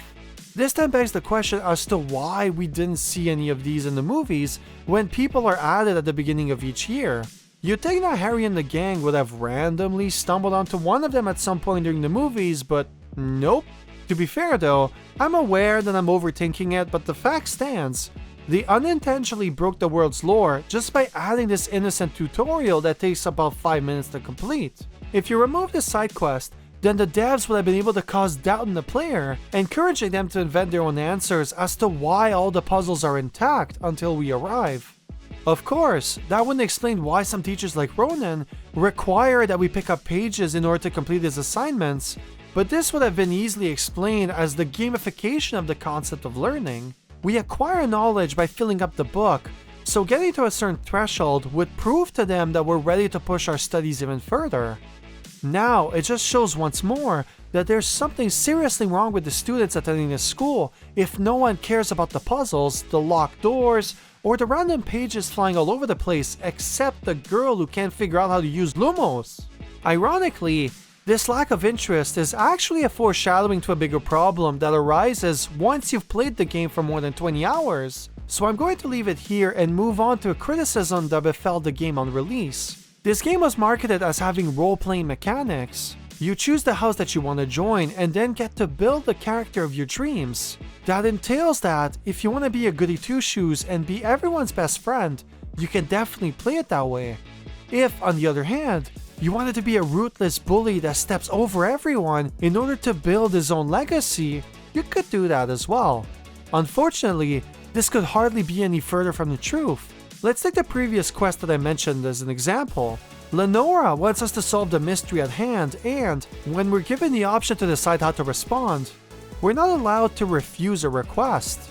We can ask questions related to it, but ultimately, we're forced to happily go with it. Then, as stated previously, we have to complete the quest and get back to her. Only then can we actually get the luxury of breaking character and selecting the mean dialogue option. I'm afraid I can't tell you, Lenora. Surely you jest! You should have worked it out on your own. You have nerve, especially since I'm the one who told you about it in the first place. Imagine solving a riddle that I mentioned and then not telling me the answer. The reward for completing a side quest this way is exactly the same as if you've actually given her the information, and the only real negative is that now when running near the fountain, she'll mutter these same lines as when she left us. Imagine solving a riddle that I mentioned and then not telling me the answer. Practically competing with Imelda to see who's a more infuriating know-it-all. Here's another example. Cressida messed up with one of her charms. Instead of making her books lighter, they essentially took flight in the library. She then asks us to retrieve them for her and, same as before, we don't get the option of refusing or asking for a ransom. We then head to the library and use Accio on all 5 books. It also turns out that one of them was her diary, and acquiring it allows us the opportunity to read it, letting us know that behind her friendly facade is a person that thinks ill of her classmates. Once more, the reward remains the same, and we get to keep the books as we're never actually shown giving them back to her. And you're not who I thought you to be. Based upon your diary, you seem terribly judgmental. Fine. I shall pay you. But you cannot begin to imagine what I shall be writing about you next. Should never have trusted them. Last quick example, with this one being the juiciest out of the bunch. There's a student called Duncan Hobhouse who's been bullied ever since he attended the course on boggarts in the Defense Against the Dark Arts class. Like in the third movie, each student had the boggart transform into the thing that they feared the most, and his was a puffskin, the roundest and most inoffensive thing in the game. Needless to say, it's quite lame, and you can actually ridicule him for it, which ends up sounding like this. Surely you're joking. You can't possibly be afraid of a puffskein. It may seem irrational to you, but my experience with them has been most upsetting. They eat bogies, you know. Regardless of how reasonable I believe my fear of puffskeins to be, I'm beginning to get a reputation as a coward. Some have even taken to calling me Puffskeen Dunkeen. Do you know that the reply text is exponentially worse than what the character actually replies? It's very watered down and polite for a response that's more aggressive in tone. The same applies a little further in the dialogue when he tells us that his classmates started calling him Puffskin Duncan, and you get to basically add to the situation. Sort of. I'm sorry, but you have to admit that's rather clever. I do not have to admit that. Everett said the same thing. Anyway, to make matters worse, I stupidly blurted out that I must be braver than people think, since I have been in the hidden herbology corridor. The hidden herbology corridor? Yes. Rumour has it that the herbology professor before Professor Garlic kept dangerous plants there. It's supposedly so overrun now that no one dares enter it anymore. I was hoping you could go there and bring back evidence that I could use to show that, well, I'd gone in. Say a bit of an exceptionally dangerous plant of some kind. Then, We obviously have no choice but to accept the quest, so we follow the GPS and head inside a hidden passageway. We walk a little further and use Lumos to repel the devil's snare like in the first movie. When we get to the end, there's a huge venomous tentacula that resides in the shadows. We then collect a leaf as proof of the excursion and proceed back to Duncan. Only after completing the quest do we get to, again, decide to be a Grinch and not give him what he wanted. Now that I think about it, Puffskein Dunkeen, I think I shall keep this. You need to overcome your cowardice. You can't be serious. This is awful. I don't know what to do now.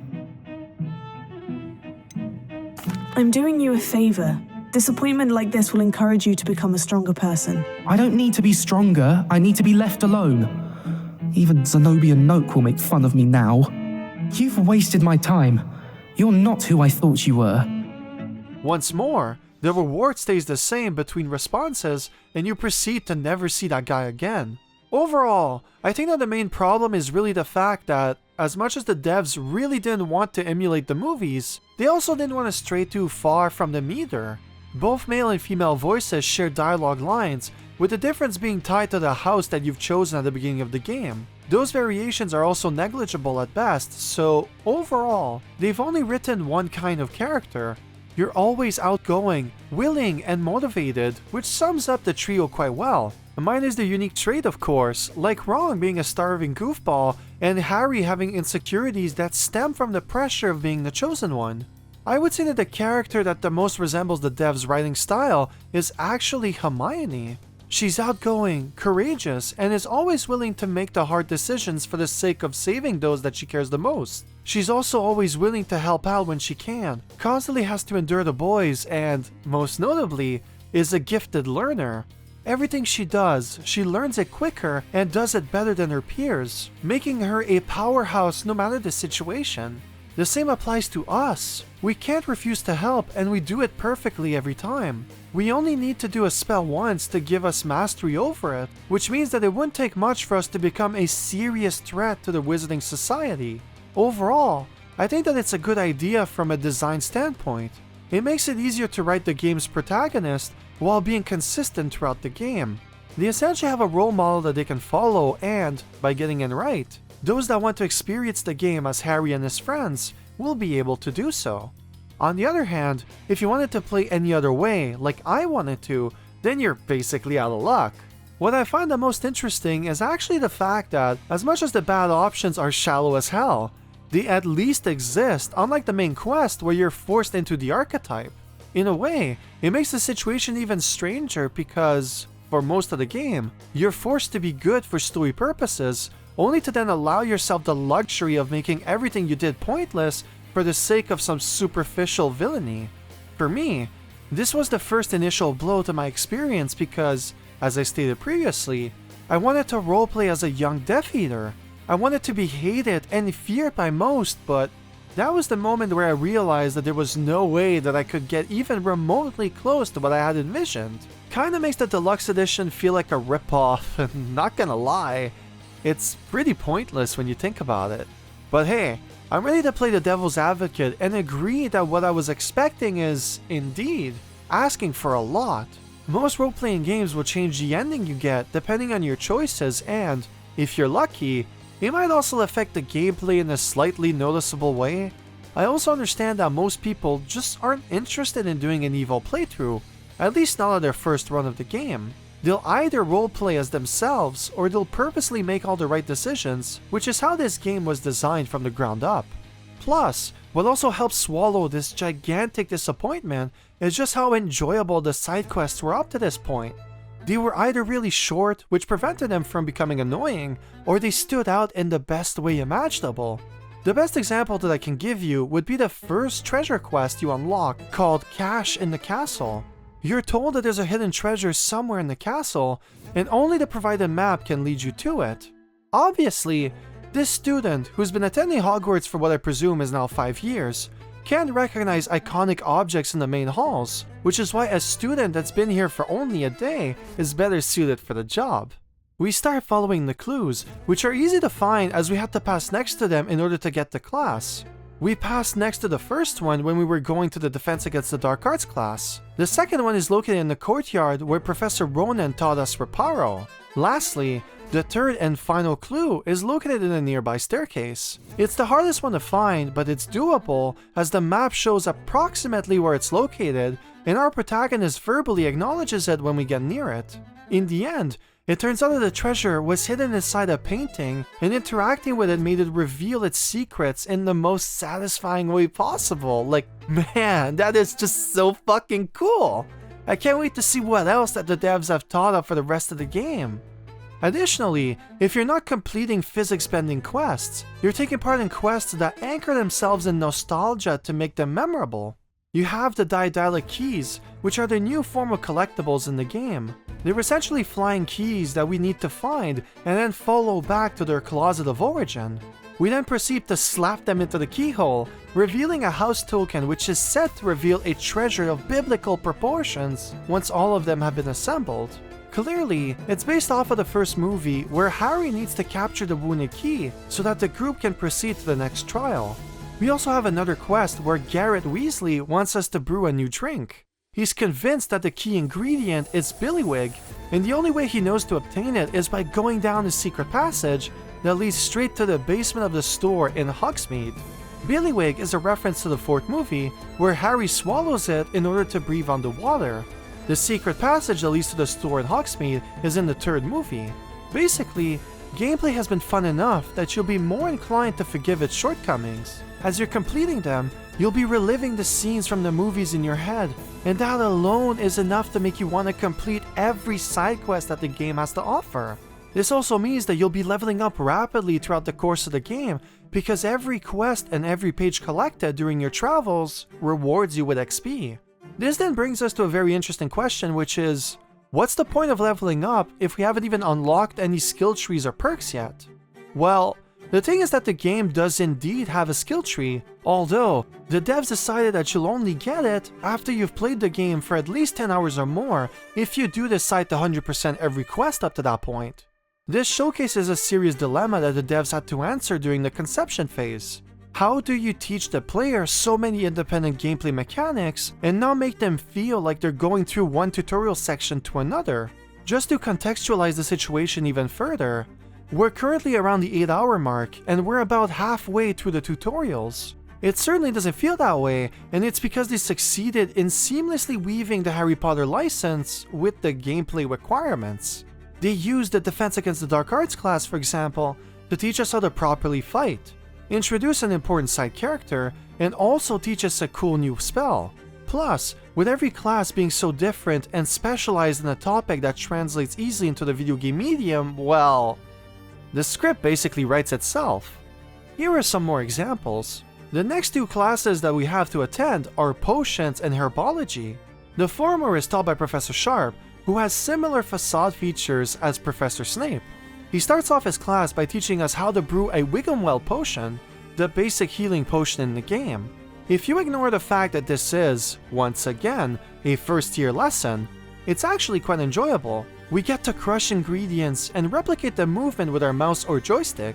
We then get to steer the pot, add a few drops of whatever this is, and voila! It really feels like we made a potion, so it's quite rewarding when the teacher decides to teach us an additional potion as a bonus for our quick learning skills.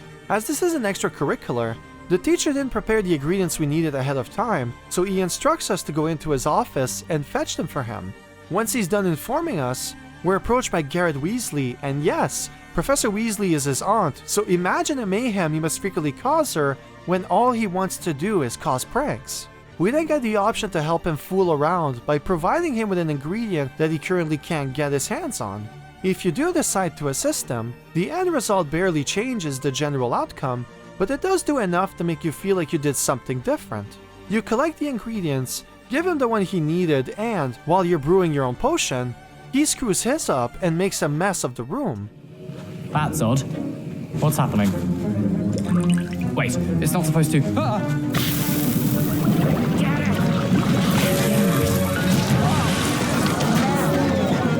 Dragon done! What happened? Well done, Gareth. The teacher obviously knows that it's our fault, but Because our potion turned out perfect, we basically leave unpunished. Talk about being a perfect student, like, we didn't even need the Half-Blood Prince book to excel in class.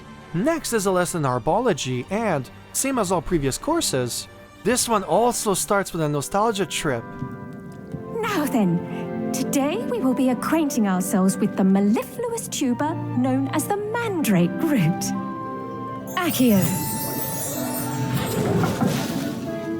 Let's see if we can't make our fibrous friends a bit more comfortable, shall we? First, let's protect our ears.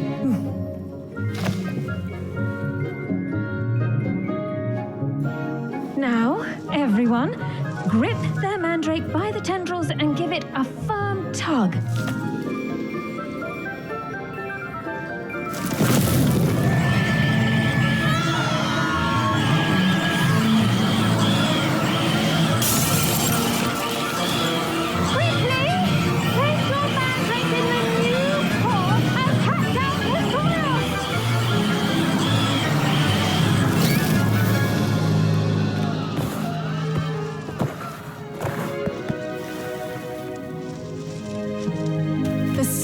Should envelop the root like a warm, dirty blanket, putting the mandrake right at ease.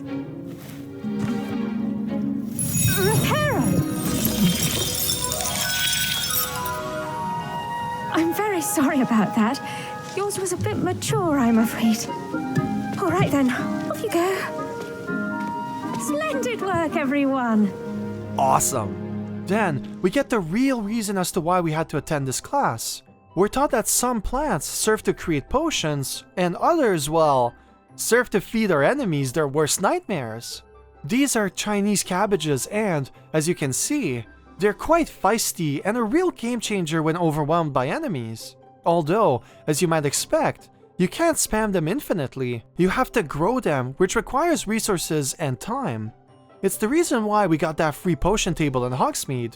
That table would be useful later on, but in the meantime, the teacher made one pot available for us, allowing us to periodically collect our dividends. It's some very basic stuff for sure, but when you stop for a second and reflect on it all, you realize just how much the game has to offer. There are a total of 23 spells to learn, of which we've only learned 7 so far. We also have 5 potions that we can craft and use. We can mix and match them to create strong builds that usually either make you resistant as hell or boost your damage output. Finally, we also have 3 dangerous plants that we can throw and use in battle, those being the mandrake, the Chinese cabbage, and the venomous tentacula.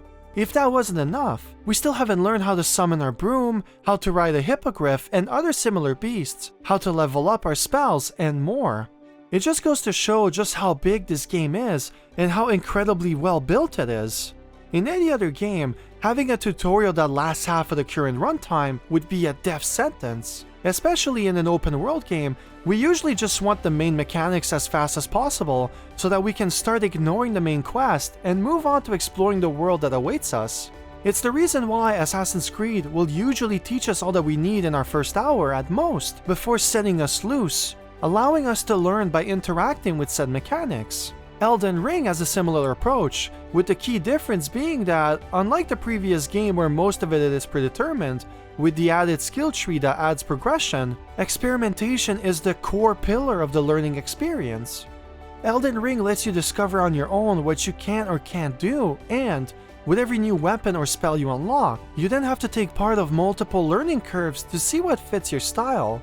Hogwarts Legacy, so far, feels more like a movie licensed game hiding an in-depth level of RPG mechanics. Your main drive for doing the quests comes from your love that you have for the license, which only grows stronger as you unlock new spells, a new gameplay mechanic, or a new location to explore.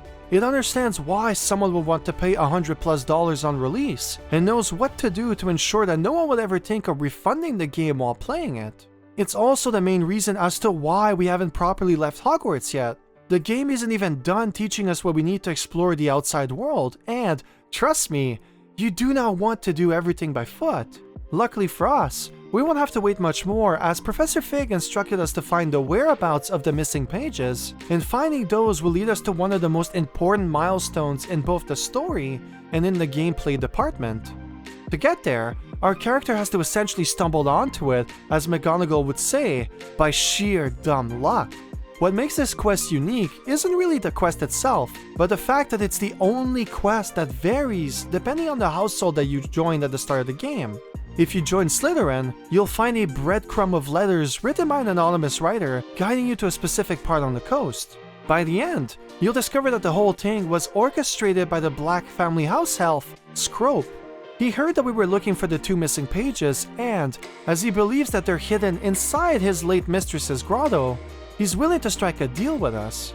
After his late master, Apollonia Black, forbade him from setting foot in a grotto, he wanted us to pick up a ring that belonged to her in exchange for the key to unlocking the door. Naturally, we accept this quest, so Scrope gives us some toast and tells us to place it on a pedestal. Like, what? Okay. So we decide to take his word and head towards the map marker, only to discover a huge squid chilling on the opposite side of us. However, as soon as it disappears in the water, we're attacked by a bunch of duckbog, which I proceed to ignore from the time being. Once at the cave's entrance, I'm welcomed by a huge mosaic depicting the squid that greeted us moments ago. We place the toast on the pedestal as instructed, and, sure enough, the toast floats into the air and unlocks the way forward.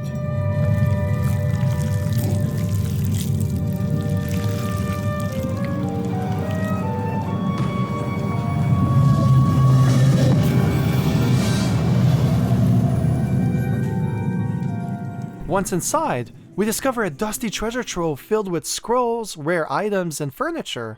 As we're snooping around the place, it doesn't take long for us to be greeted by the ghost of a student that attended Hogwarts about a century ago. Richard Jackdaw is his name, and he stole everything in the room with the goal of impressing Scrope's deceased mistress. Alas, none of it bore fruit, so he kept on going until he stumbled onto the 2 missing pages from our book. Turns out that he had stolen them from Peeves during one of his mischievous episodes, and when Apollonia gave him the cold shoulder once more, he decided to follow its instructions in the hope that it would lead him to a hidden treasure.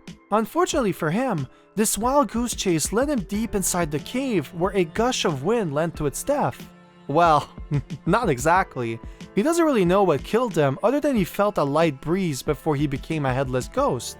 This also means that the pages we seek are stored in his lifeless body, so he offers to meet us at the Forbidden Forest and guide us to the cave.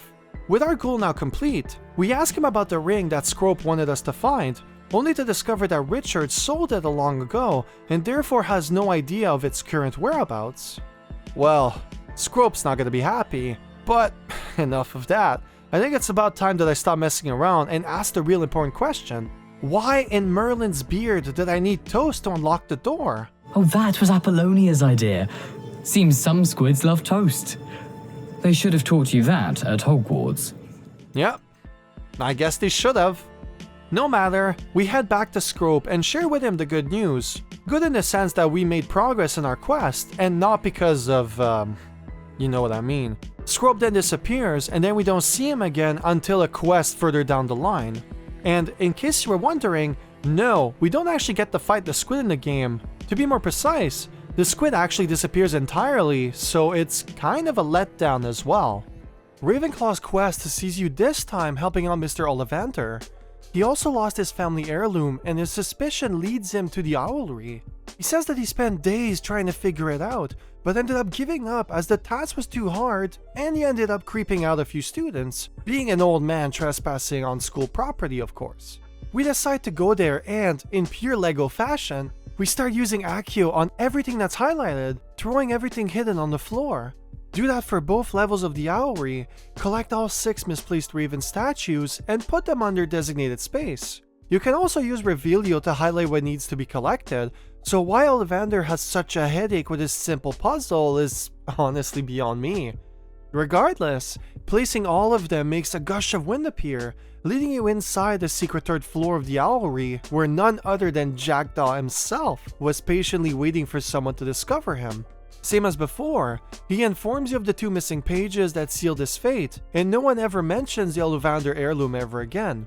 Gryffindor's quest is slightly unique when compared to both iterations so far, in the sense that you'll be working with nearly headless Nick to help him impress his buddies in the headless hunt. He wants to join a group of other headless ghosts, but because he's, well, nearly headless, he doesn't fulfill the only required criteria. Having heard from Peeves that we were in the restricted section in search of the book, which doesn't make any sense as the book was hidden inside a vault guarded by ancient magic, but I digress. He was hoping that he could use us to bribe his way in. How, you may ask?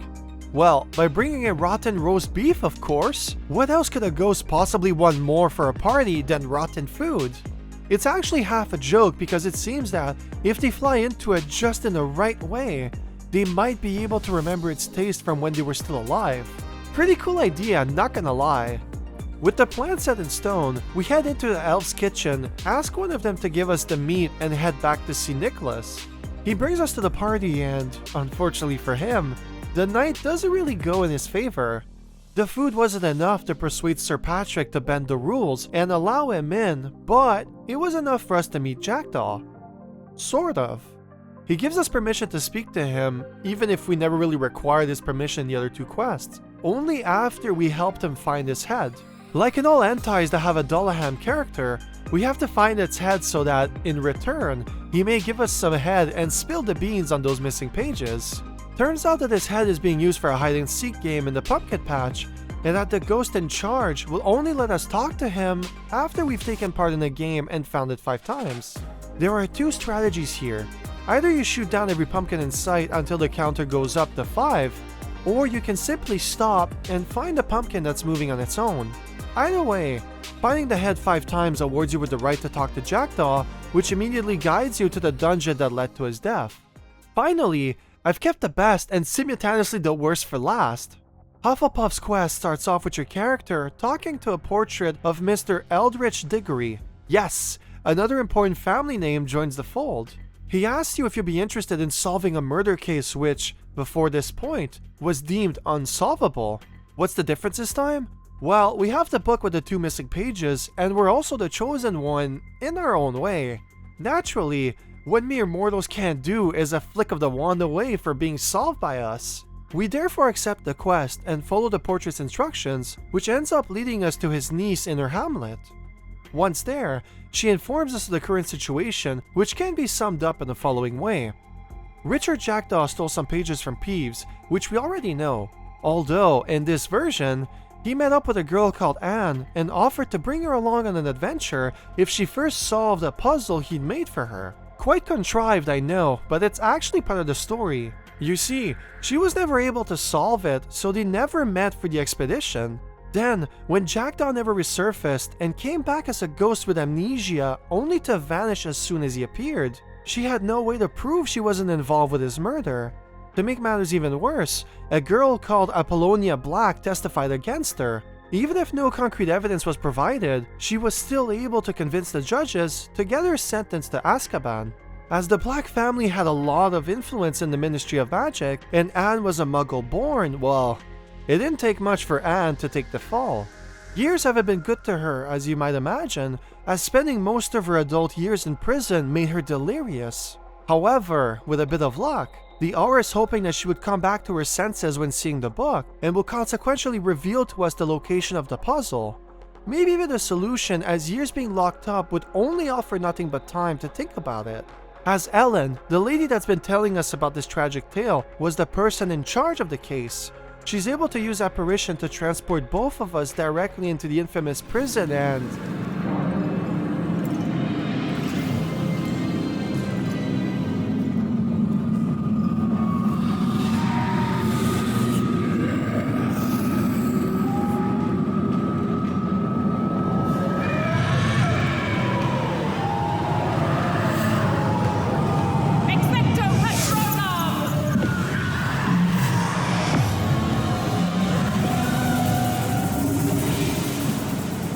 That ought to keep them at bay for now. Though, be aware, you may feel a wave of despair. It will pass. Thank you for the warning. This really is a dismal place, but we'll be out of here soon enough. Now follow me. What a sight to behold! This is the reason why it's the best quest out of the 4. It's the only instance where you get to visit Azkaban in the whole game, and the shift in color palette really makes it one of the most, if not the most, unique location in the game. Unfortunately though, this is also the moment where the rest of the quest falls apart. We finally get to Anne, who proceeds to give us some somewhat precise coordinates. Who's there?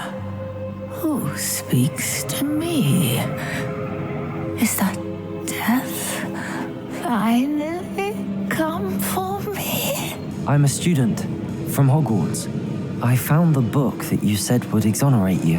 Ah, the book, the book. No one would look. None of the mages found the pages.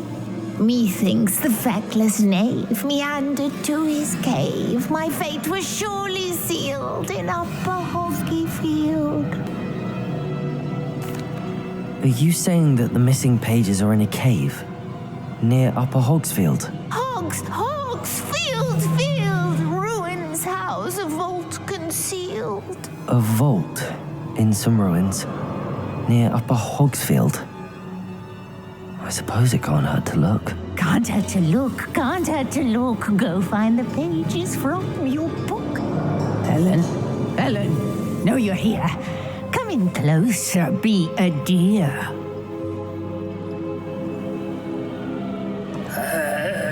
What is it, Anne?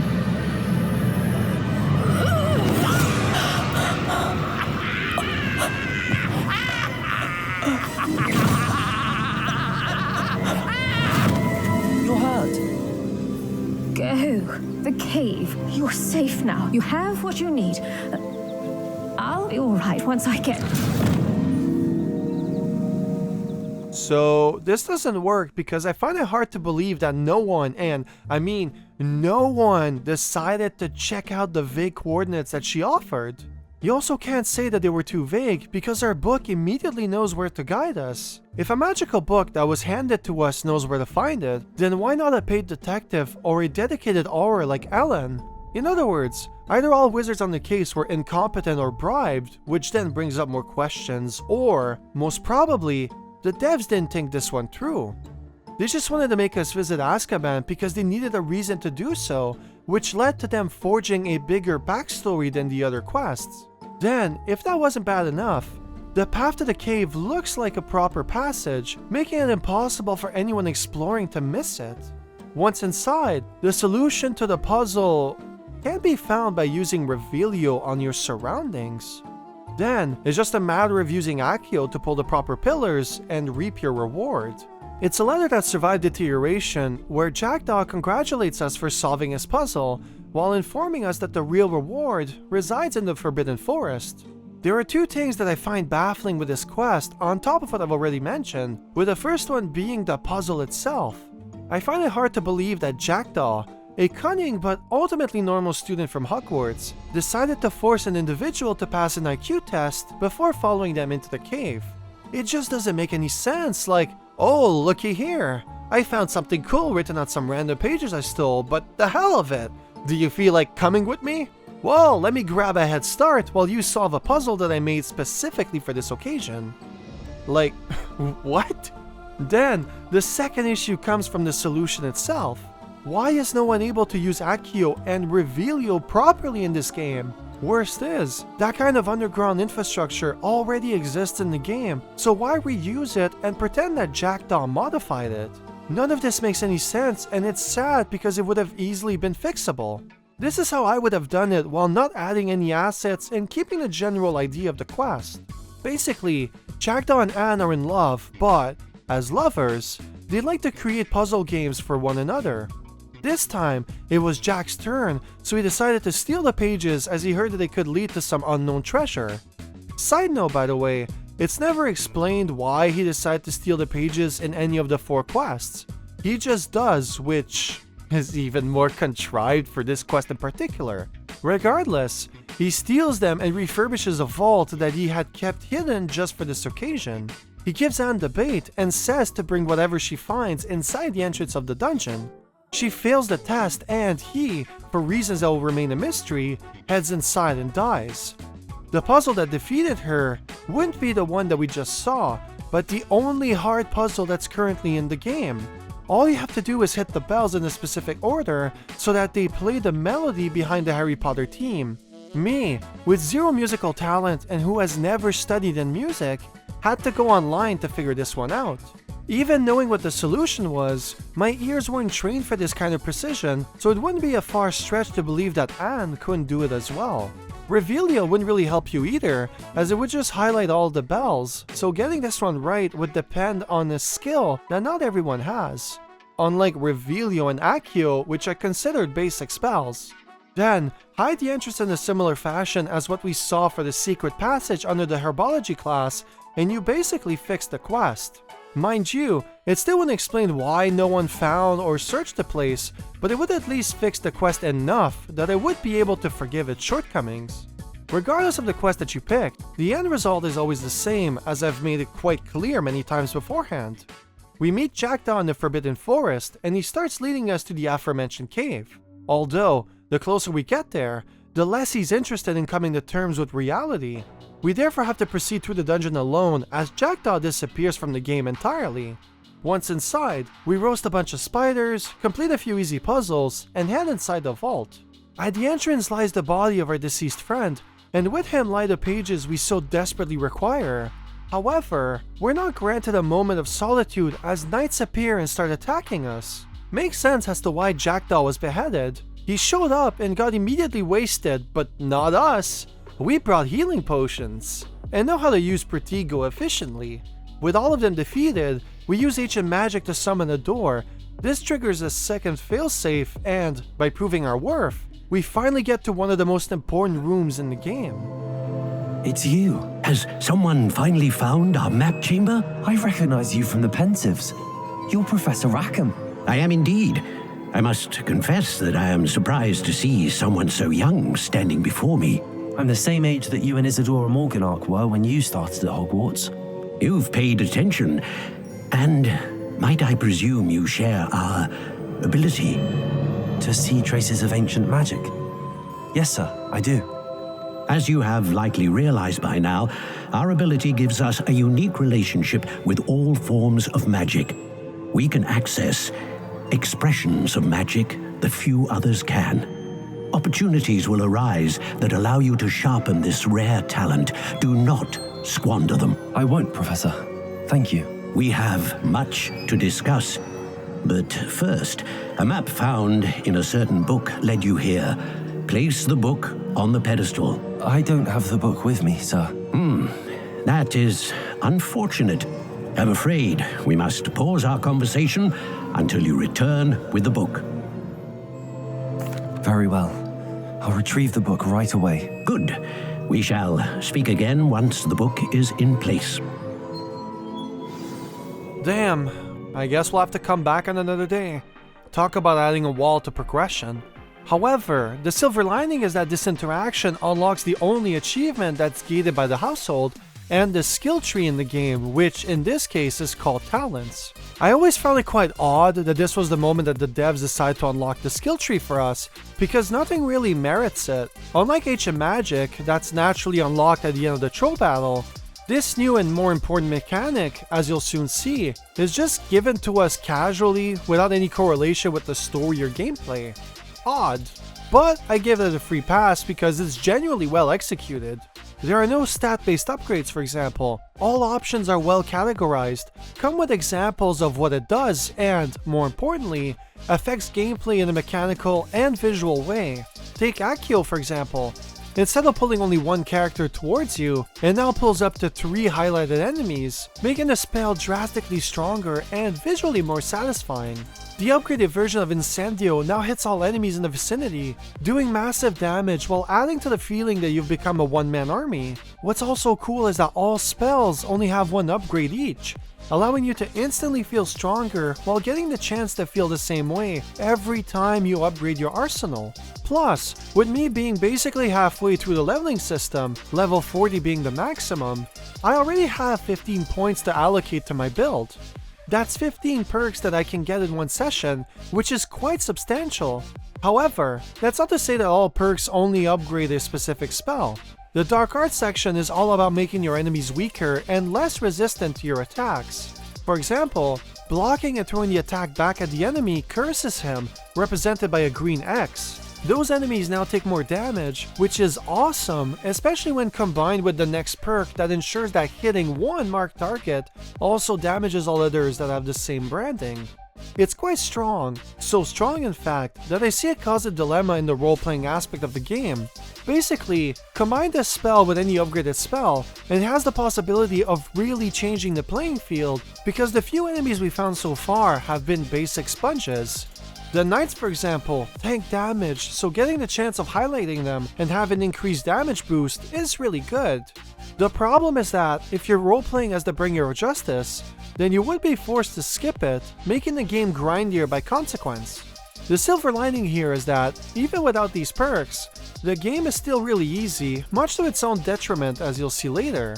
Also, if you look at the levels that I need to get the top perks, I'm already almost there, with the final level being level 22 and me being at level 19. All categories have the same level requirements, so why even add them is a mystery to me. Some perks are already blocked off because I either haven't learned the required spells yet or I'm not at a specific part in the main campaign. For example, there's a category called Room of Requirement, meaning the room from the 5th movie is also in the game. This is one of those moments where I wish that the skill tree would appear later on because it spoils one of the main surprises and mechanics that the game has to offer. The same applies to the collectible category, for example. The room of requirement is there, but you can't access it until you complete the quest, which is annoying. Still, I can't complain too much because it was part of the main gameplay reveal before the game released, and it doesn't detract from the overall usefulness of the talent tree. The only one that's bogus in my opinion would be the stealth section. There aren't any proper stealth mechanics other than what you saw already, which means that there aren't any cover mechanics and the AI can barely register your movement. Although, this sounds like a negative that I have for the game, but it actually isn't because this is, at its core, a third-person shooter. The devs designed the combat around you, timing your blocks to reflect enemy attacks. This in turn makes the player feel like a badass, casting a variety of spells left and right, like in the movies, without needing to ever stop, so why even bother with it is beyond me. That's also coming from a guy that usually picks the stealth route in video games. Here, there's absolutely no point in investing points in it, which makes me wonder why it was even added into the game. Sounds like a mechanic that could have been cut from the game if you ask me. Also, when the game released, you couldn't respec your character at will, so if you made the mistake of putting points in it, well, you were actually out of luck for the rest of the game. Although, that has since been revoked with a recent update, so at least you won't have to live with that frustration throughout the whole game this time. Speaking of the rest of the game, when is the game expecting us to leave and explore the rest of the map? Well, that's kind of a problem that the devs never really wanted to solve.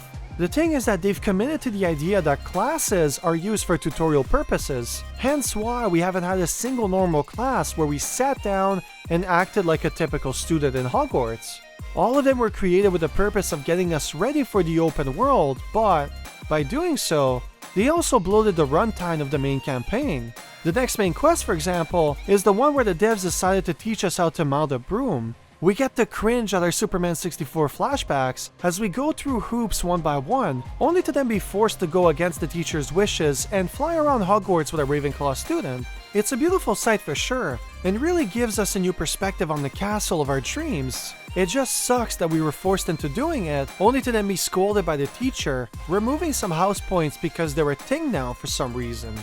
Afterwards, Sebastian asked us to meet him at his secret hideout, where only him and his blind Phenomenus are aware of its existence. Next, we finally get the quest that unlocks the Room of Requirement, which I'll touch on more in detail later. Then, and only then, does Professor Fig come back from London. We bring him up to speed, head to the map chamber, somehow physically located under the school, and discover that the book was a key to a map incarcerated into the floor. The reason this room and, subsequently, the map exists is to test the player and ensure that we're worthy of learning ancient magic. The elders essentially don't want it to fall into the wrong hands, so they decided that each mentor would challenge us in their own way.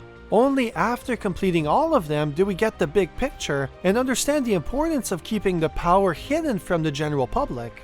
In other words, this is the exact moment where the game forces you to actually venture outside in the open world and, ironically, it's also exactly halfway through the main quest. There are a total of 43 quests that form the main quest line, and we just finished quest 19.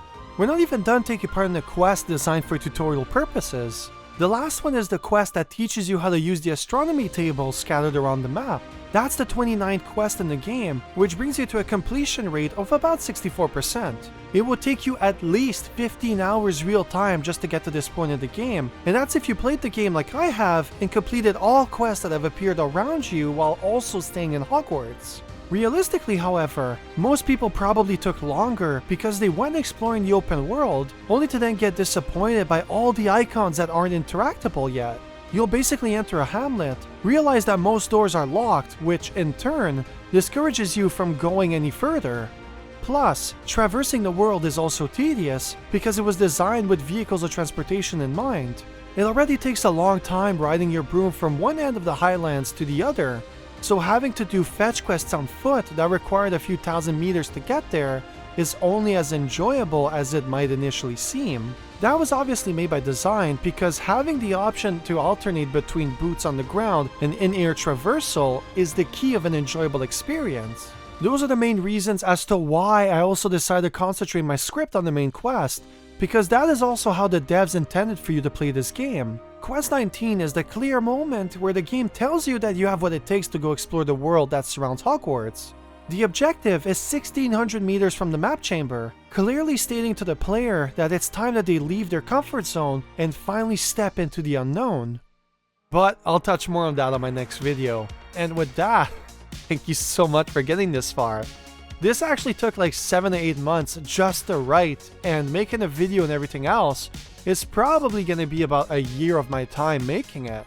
So if you did enjoy yourself and you found it interesting, please do like and subscribe and hit that notification bell as well, as part 2 will be releasing next week for sure.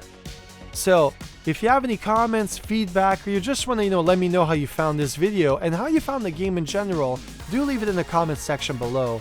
It would mean the world to me if I actually get to know what you're thinking of. Thanks a lot for making this gamer's dream a reality. I really appreciate it, especially after something this freaking huge. And I hope to see you in the next video next week. Thanks a lot, everyone. Have a good day.